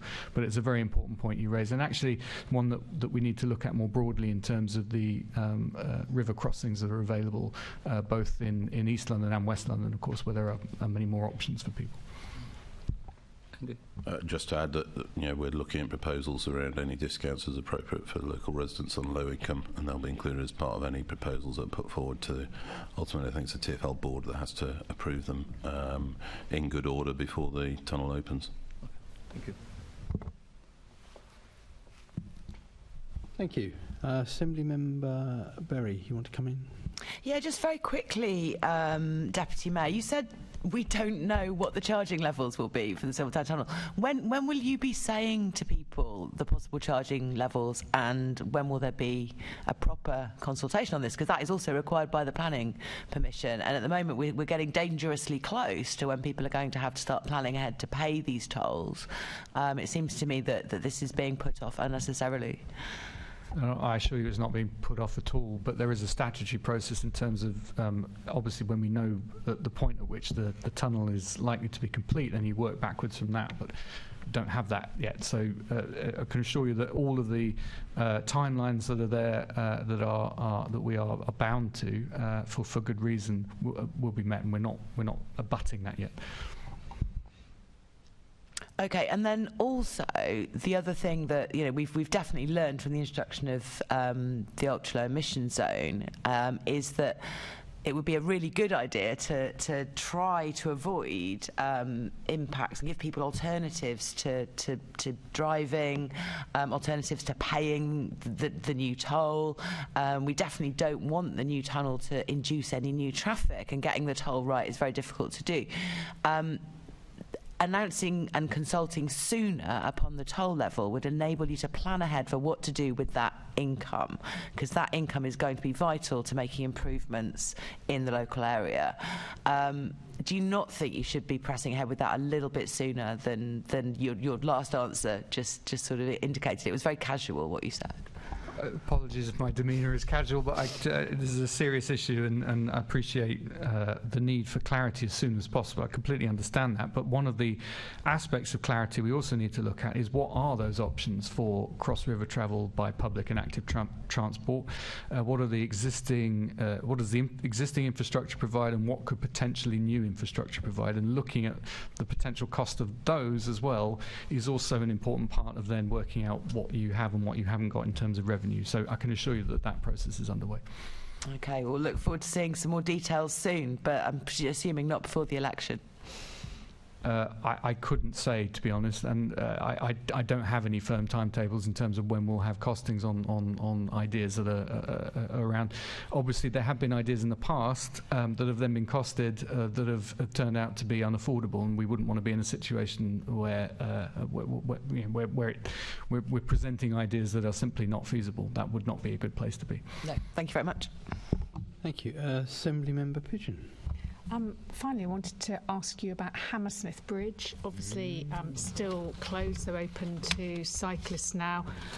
Not your asset, but impacting on services. So what's the latest from TfL's point of view on that? And also I'm wondering whether we might get a further written update to our report from 2021 on river crossings, which had some sort of bigger thinking suggestions in it. Who wants to answer that? Andy? I'll have a go first. So as you rightly say, it's not our asset, but we continue to work closely with Hammersmith and Fulham and DFT on the options. You'll have seen that it's recently reopened for pedestrian and cycle usage. Hammersmith and Fulham are obviously trying to work through how they get funding for the next stage of works, which are the core strengthening works. They are reviewing whether or not tolling is an option there. That can't be done under the TfL powers. So at the moment, there's still no clear way forward. Clearly, we continue to monitor the impact it has on bus services, both north and south of the river, and residents locally. And clearly, TfL has no funding for Hammersmith Bridge in its budget going forward. Yeah, okay, but it's still all under It's an discussion. unacceptable situation, Yeah, lovely. Okay, and hopefully you can write back to us just giving an update on our wider recommendations. Thank you, Chair. Right, thank you very much. I don't think any other member has indicated.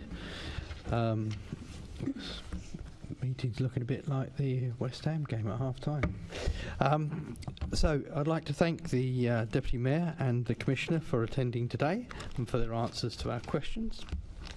The committee has a few more items of business to deal with, but in the meantime, please feel free to leave. Thank you.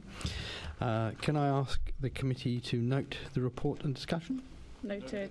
Thank you. Can we also delegate authority to me as chairman in consultation with the deputy chair and party group lead members to agree any output arising from the meeting? Agreed. Thank you. The Transport Committee work programme, can we note the committee's work programme? Noted. Thank you. The next meeting of the committee is scheduled for the 13th of March 2024 at 10 a.m. in committee rooms 2 and 3 in City Hall. I don't believe there's any other urgent business, so thank you for the meeting. The meeting's now closed.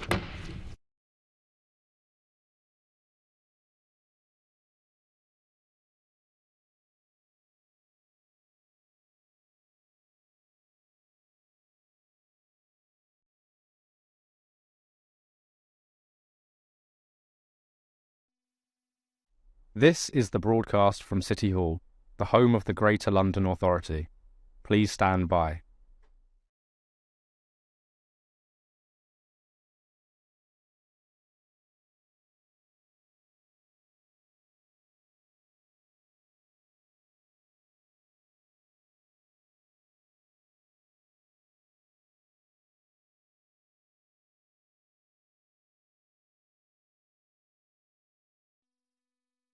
This is the broadcast from City Hall, the home of the Greater London Authority.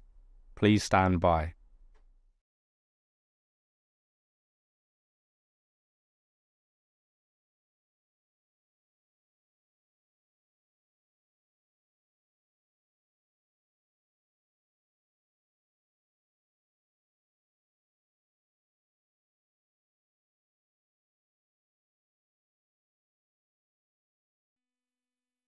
This is the broadcast from City Hall, the home of the Greater London Authority.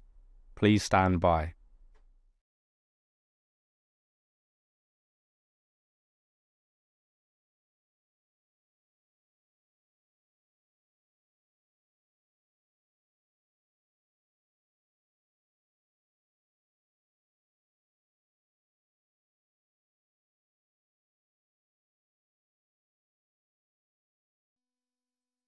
This is the broadcast from City Hall, the home of the Greater London Authority.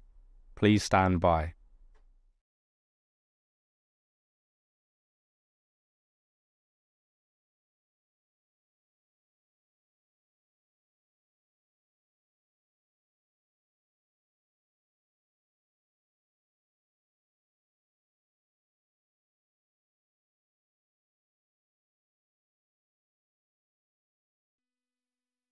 This is the broadcast from City Hall, the home of the Greater London Authority.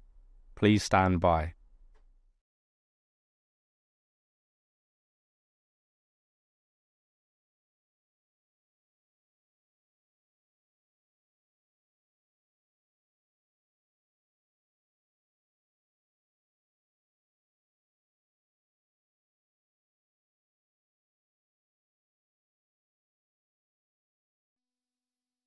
This is the broadcast from City Hall, the home of the Greater London Authority. Please stand by.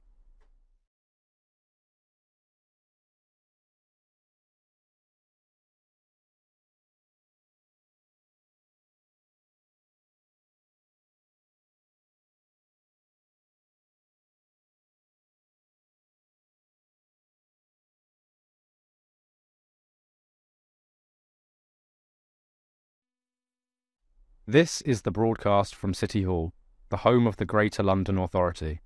Please stand by.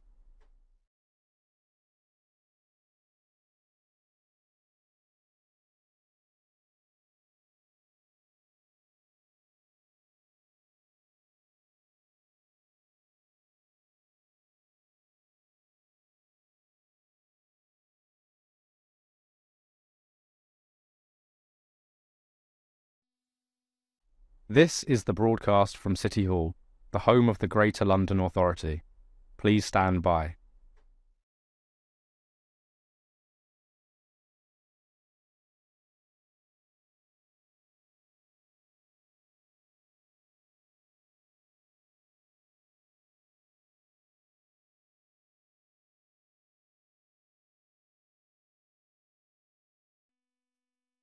This is the broadcast from City Hall, the home of the Greater London Authority.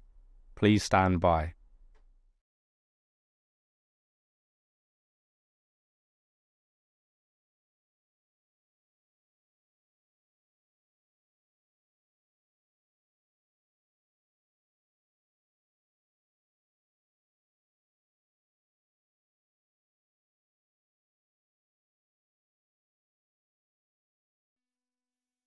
This is the broadcast from City Hall, the home of the Greater London Authority. Please stand by.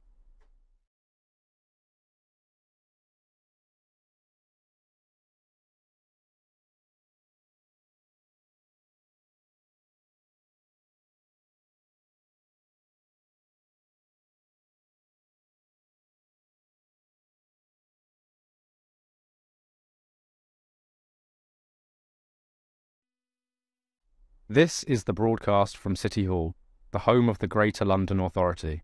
Please stand by.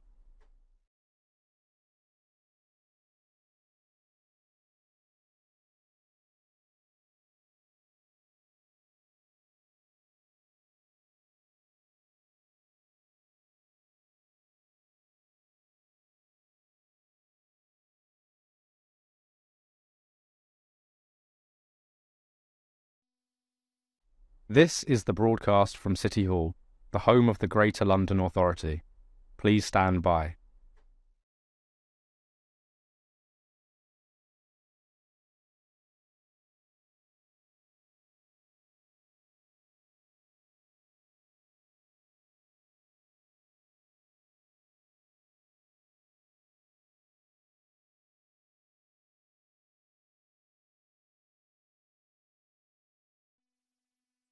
This is the broadcast from City Hall, the home of the Greater London Authority. Please stand by.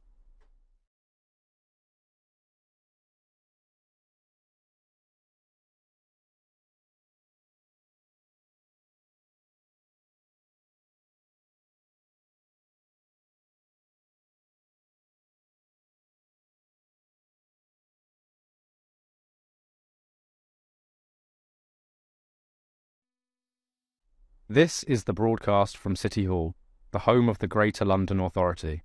Please stand by.